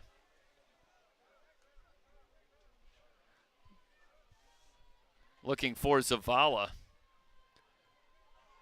And Duran had all kinds of time, but couldn't find Zavala. Second down and 10. Blitz coming. Play action, another deep throw, and it's incomplete. That time Duran wanted Lopez, but Harold Peters with good coverage. And quickly, 3rd and 10. Duran now 14 of 24 in the game, 125 yards and a touchdown.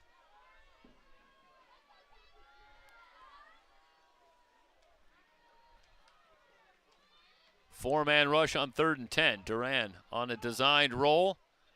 Completes to the 30, near the first down marker. It's going to come down to the spot.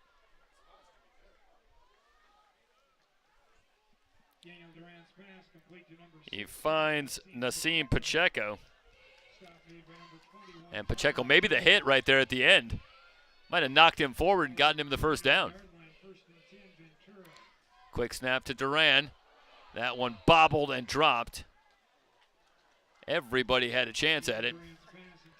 Looking for Pacheco again. But Edward King also had a chance after Pacheco juggled it. Brings up a 2nd down and 10.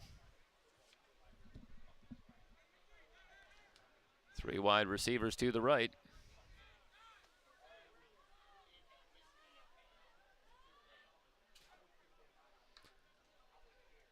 Mounties drop back. Out in the flat to Thompson, who makes a move at the 30. And is close to the first down.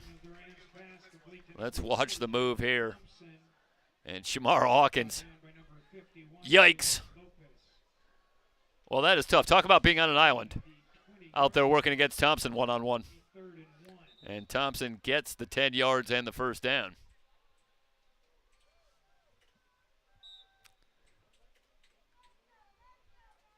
Pirates back in the red zone at the 19. 1st and 10. Thompson has a lane inside the 15 and down to the 12. 7-yard run. Cavett there on the stop.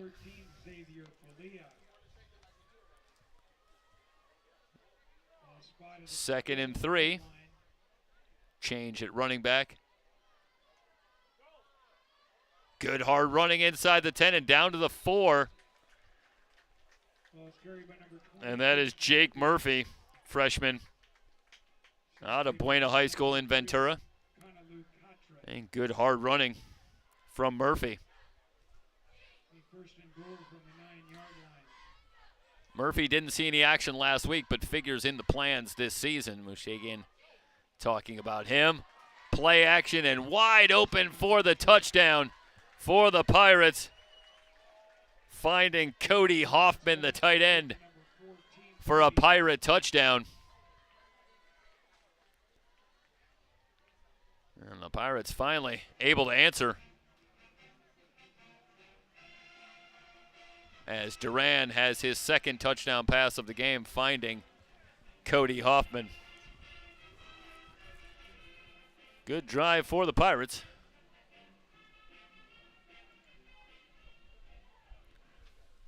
13 plays. They go 75 yards. As Duran finds Hoffman. Extra point up and good. Mount SAC leading at 51-17, 13:06 remaining in the ballgame.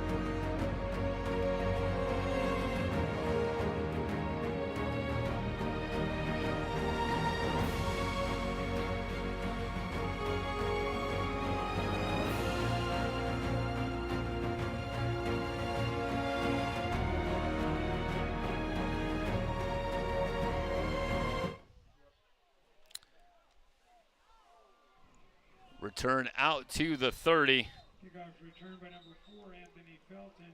Anthony Felton will set the Mounties up at the 30. Quite the block here.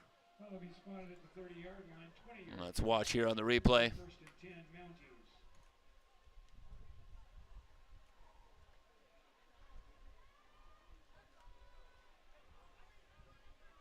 And it'll be Sean Jastrab again at the controls. Change in the backfield as well, as Devin Miles will come on in the backfield and get the call. Sheds a tackler in the backfield and is able to get back and at least pick up a couple. How about Colorado 2-0?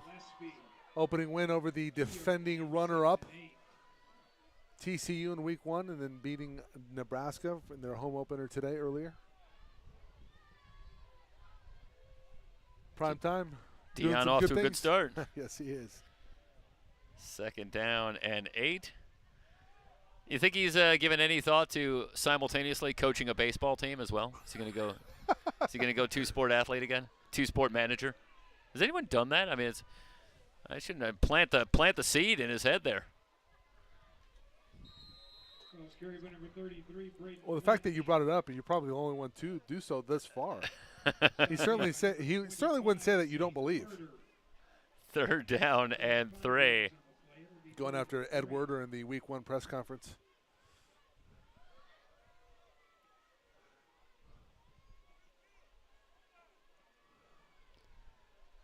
Well, so I see one of my Big Ten schools has lost a game. I haven't really caught up yet, but I see that. Yeah, your Big Ten's a lot more than Big Ten. Yeah, right. Big 30. Well, I like the move to UCLA and USC though. Good move for Miles. Miles in the open field. It's a foot race. Miles at the 10, 5, He's gone. That's carried by number 33, Braden Lynch.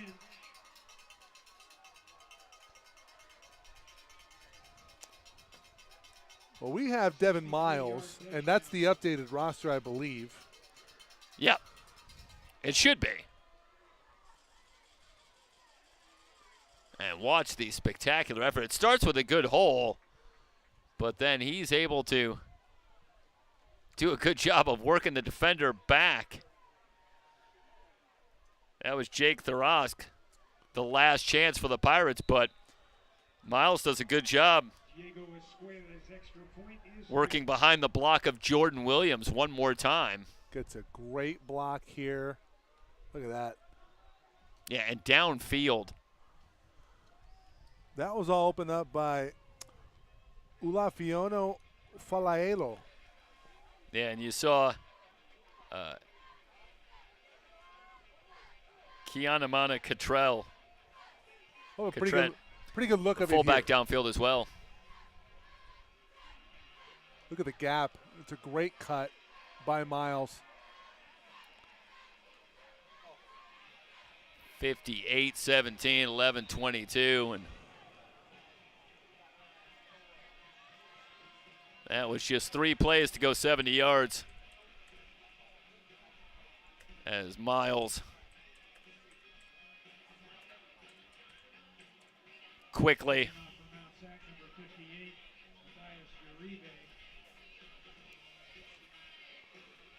70 yards, and now 5 rushing touchdowns in the game for the Mounties, who've really piled it up in the second half.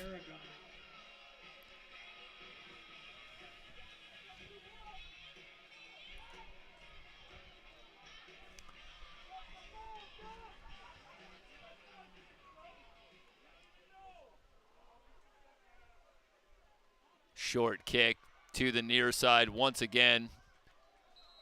Taken by the up back and out to the 31-yard line. And Pirates have run into a buzzsaw here in week 2.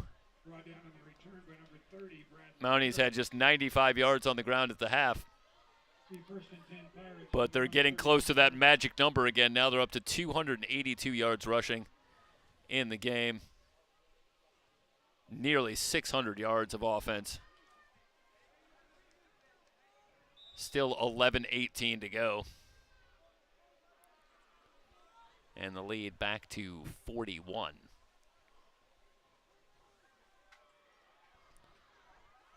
Running room once again for Murphy.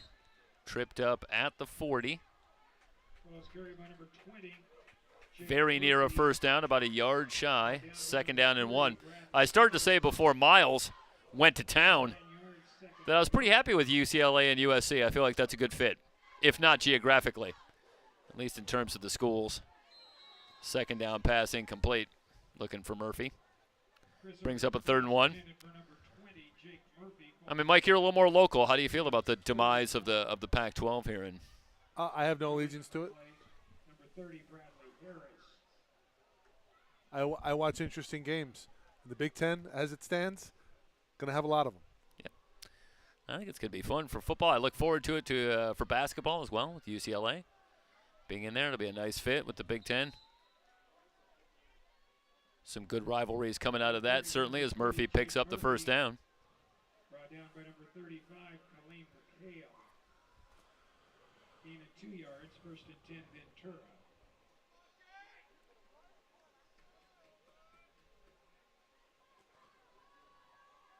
So where are you sitting right now with fantasy now after the Thursday game?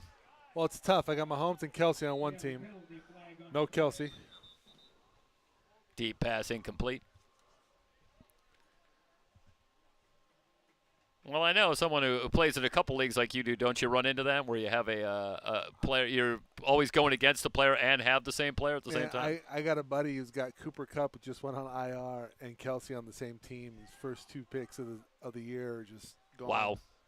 Well, now that was always my experience where the injury bug either decimates your team or you're pretty lucky and you seem to avoid it. But once they start happening to your fantasy team, it's all downhill. It seems that every guy you've got starts to get injured. Penalty assessed against Ventura. So it'll be back to 1st and 20. Pretty happy with my drafts this year. Nice. Lobbing and finding. Murphy breaks a tackle at the 45, makes a move at the 35. Murphy still on his feet. 25-20, one man to beat, but tripped up at the 17. What a play by Murphy. Well, this starts with a pretty good pass by Chris Irvin. And look at Murphy. Goes up to get that football, breaks a tackle there, a little move. 51 yards, and only Tyler Jones keeps him out of the end zone.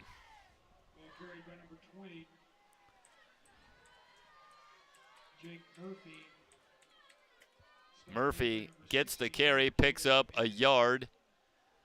2nd and 9 from the 14.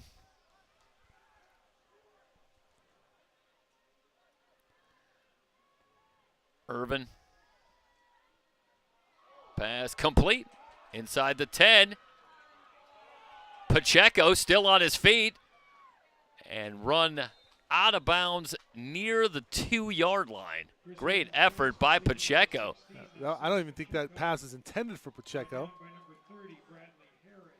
Bounces off a tackle. And finally, 1st and goal down to the 1. Pacheco got to the 1 even.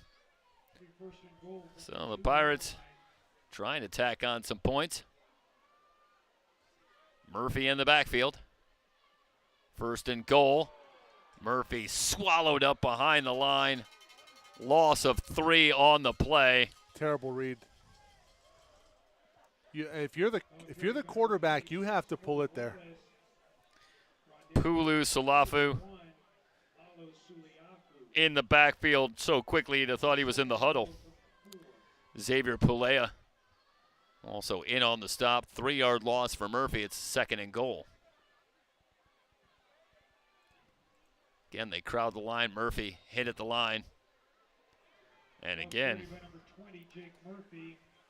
good penetration by Alu Kualu Pulu Salafu. Good job. Well, who knows if I was close. I was just trying to get it out there as best I could. 3rd and goal, Irvin. Deep drop, flushed from the pocket. Gonna run it himself down to the goal line. Big collision, no signal yet. He's gonna be stopped about a yard shy. And Michael, I'll be stupefied if we don't see the Pirates go for it here. Stop was made by number 21, Tyler Jones. Tyler Jones with the big hit on Irvin and keeps him out of the end zone. 4th and goal. And no surprise here. Pirates will line up to go for it. 3 receivers to the left. He's got Murphy in the backfield on 4th and goal. Straight drop for Irvin. Pressure coming. Irvin throws and completes for the touchdown. It's a good throw from Irvin as he finds Cameron Marino. And Marino with the touchdown for the Pirates. 58-23. Pirates have managed to get the offense going somewhat here in the 4th quarter, but no stopping the Mounties. This will be interesting. Saw Duran take the Pirates down the field for a touchdown. Now Irvin comes on. Talked to Steve Mushagian about his grade for his 2 quarterbacks in the win last week. And said pretty much what they expected. Some good, some bad. But overall, pleased with the effort of both the quarterbacks. And the Pirates, at least for now, still feeling out the position between Duran and Irvin. Both getting an opportunity and both getting some good work done here in the 4th quarter. See the 2 big plays on that drive. The Murphy catch for 51 yards.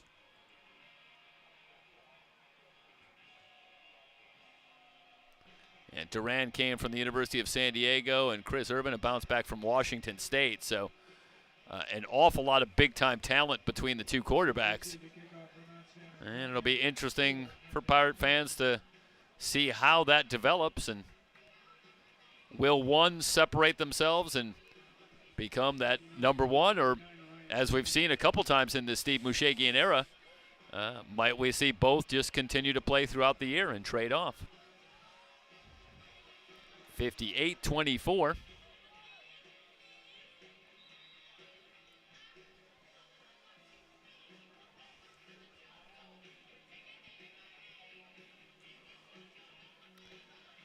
And we'll continue to find out how Mike's fantasy teams are set up with 7:52 remaining in the game. I'll see if I can set up a ticker next week.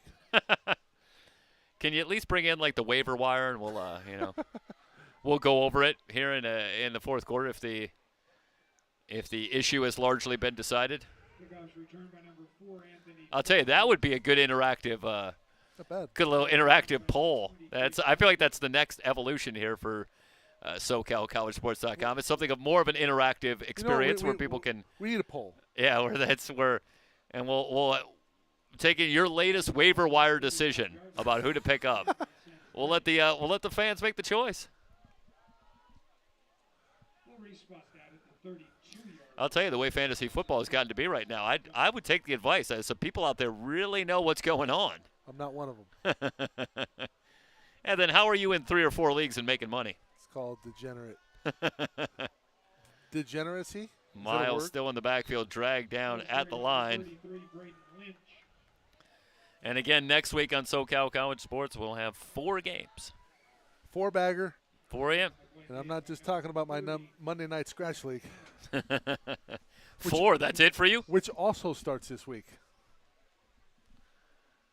Well, you can follow that on SoCalCollegeSports.com. You do stream the action. That's a great plug. What an incredible segue. You're such a pro, my friend. Well, that's Monday night. We don't have coverage every night of the week. We got Saturdays covered, but we need content the rest of the week. And I think I'll tell you, you're as Miles bouncing off tacklers has another chunk gain. He's got the first down and more out toward midfield. Well, I'll tell you that it's either the Monday Night Bowling League or my Saturday and Sunday morning pickleball games, which aren't bad TV. Hey, I'll tell you, we have some good points out there. I got to tell you, I might stream one of those one of these days. It is one of the fastest growing sports in America. Interestingly enough, LeBron James is buying a team. So is cornhole, and cornhole tomorrow will be streamed live from Toyota Arena. USA versus Mexico indoor soccer, that will also be on SoCalCollegeSports.com. SoCal College Sports 1 on YouTube. You do stay busy. So first down for the Mounties after the Miles run. It's Miles again, bouncing it to the outside. He's at the 35, makes a move there, and is finally brought down just shy of the 30. This is quite a performance. Devin Miles, and it was already a crowded backfield. Mention the effort of Samuel Green and Nicholas Floyd already here tonight. They were very good again. Isaiah Dickerson, of course, the returning sophomore in the fold. Green has 111 yards on the ground, but quickly closing in is Devin Miles out of Danville, Illinois, up to 86 yards. All here in the fourth quarter. Jastrab loses the snap momentarily, now just has to get what he can down to the 29. Have you watched much cornhole on? I have, actually. I mean, not that I follow it, but just to prep for coverage tomorrow. Yes, I have. Well, I know it's already covered. I'm always ready to try, the play-by-play in any sport. I like to challenge myself. You like to be versatile. I don't know if I could do cricket. I understand that's quite the marathon. You may as well call a marathon. Who was it? Stephen Davies? Was it Davies that did rugby? For you guys, yeah, absolutely. Did golf with us, and I believe cricket's probably a sport he can Hoping call. We'll see Stephen again for golf this year. Another good hole on the right side. First down and more down to the 16. Another back gets into it. Ty Stevens to win, who we've seen return a couple of kicks, but getting some carries and find some running room. They'll spot it at the 17, where it'll be a first down again. Under 5 minutes to go.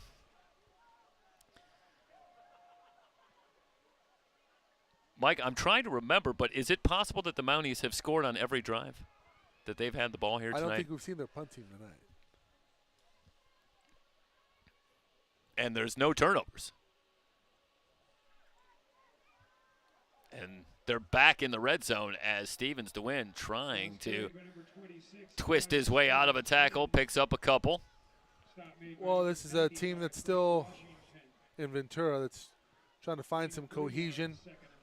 Struggled at times last week, able to eke out the victory at Saddleback in week 1. You really don't know what you have, but I think they have a lot of work to do in the film room and try to get better from this loss. But, man, Mount SAC,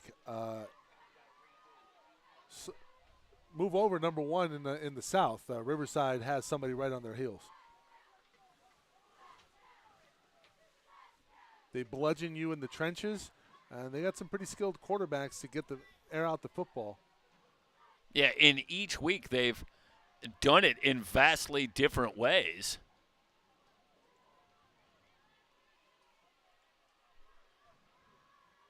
Stevens to win with a head of steam. Takes a hit at the 10, falls forward to the 9. 26, Taj Stevens win.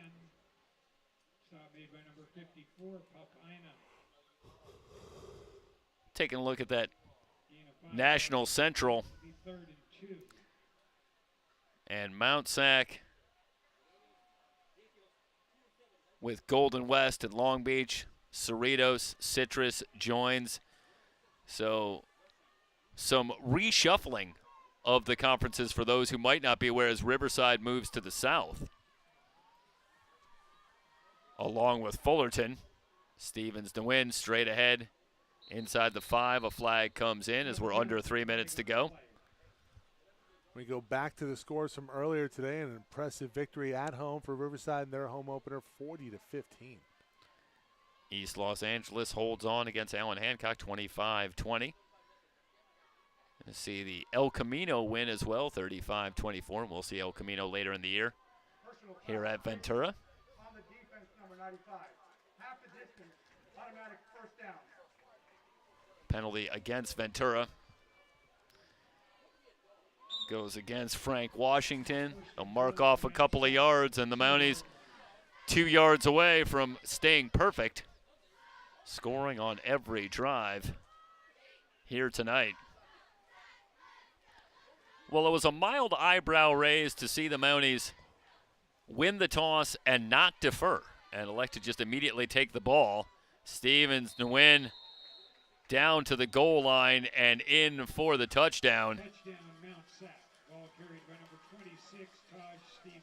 Another rushing touchdown for the Mounties. 5th different player to rush for a touchdown for the Mounties here tonight. And they have improved on their rushing total from week 1, which saw them go for over 300 yards. They now have 352 yards on the ground. And Skada's extra point is good, 65-24. The Mounties, very impressive here tonight at Ventura. They lead at 65-24.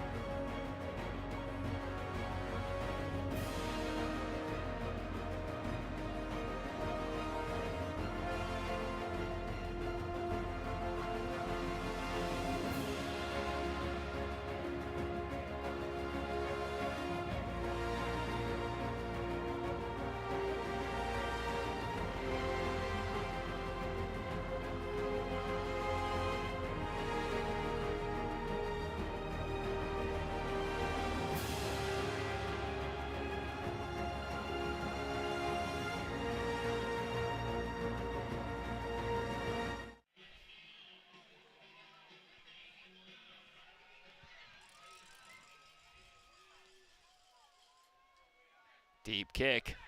This one will carry into the end zone, and they'll take it from 5 yards deep. Well, past the 20 and near the 25. Aragon. It's about 30 yards on the return. And perhaps one more drive coming for the Pirates.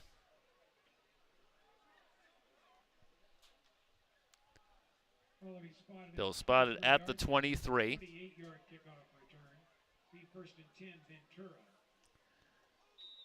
And indeed, Chris Irvin will lead the Pirate offense. Back out one more time. Murphy with the handoff. Falls forward for a gain of 3. Carried by number 20, Jake Murphy. Stopping the play made by 2nd down and 7 as Caleb McHale gain of 3 yards, 2nd and 3. with the tackle.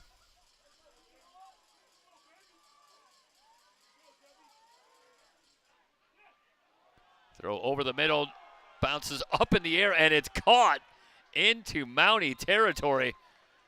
Butler, I believe, with the reception. Let's watch this one, as this one ricochets but hangs in the air. And the Pirates catch a break.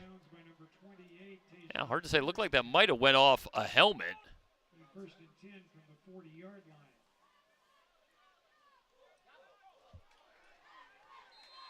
Back live, and another completion over the middle. Quickly down to the 23-yard line. Well, a strange play. Tyler Woodworth brought down by number 23, Edward King. Quick screen at the 20 and down to the 16. Caleb Alvery. Gain of about 7. Pirates moving quickly, but not going to burn any timeouts. Winding down toward a minute to go. And the only drama left, can Irvin get him into the end zone one more time? They empty the backfield. Irvin guns it on the near side. Nearly intercepted and then nearly caught. And falls incomplete. He was trying to get it back to Josh Washington, who had that improbable reception earlier in the drive off the deflection that went for 34 yards.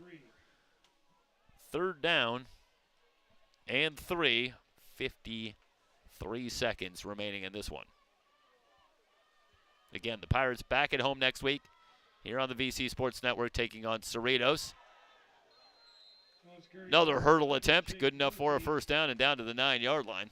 Stop made by number 59, Adrian Cervantes. Mounties return home to take on Allen Hancock. Murphy in the backfield. Clock moving, down to 30 seconds. Perhaps time for 1 or 2 more plays. Play action for Irvin. Completes the pass, big hit inside the 10, and the Pirates may run out of time. Let's see if they even try to run another one. Zavala makes the catch. Down to 3 seconds. Pirates trying to run one more, but they're going to run out of time, and that will do it. Final score, Mount San Antonio College 65, Ventura 24. Pirates drop to 1-1 on the season. Mounties stay perfect at 2-0. That will wrap up our coverage here on the VC Sports Network. Thanks so much for joining us. So long, everybody.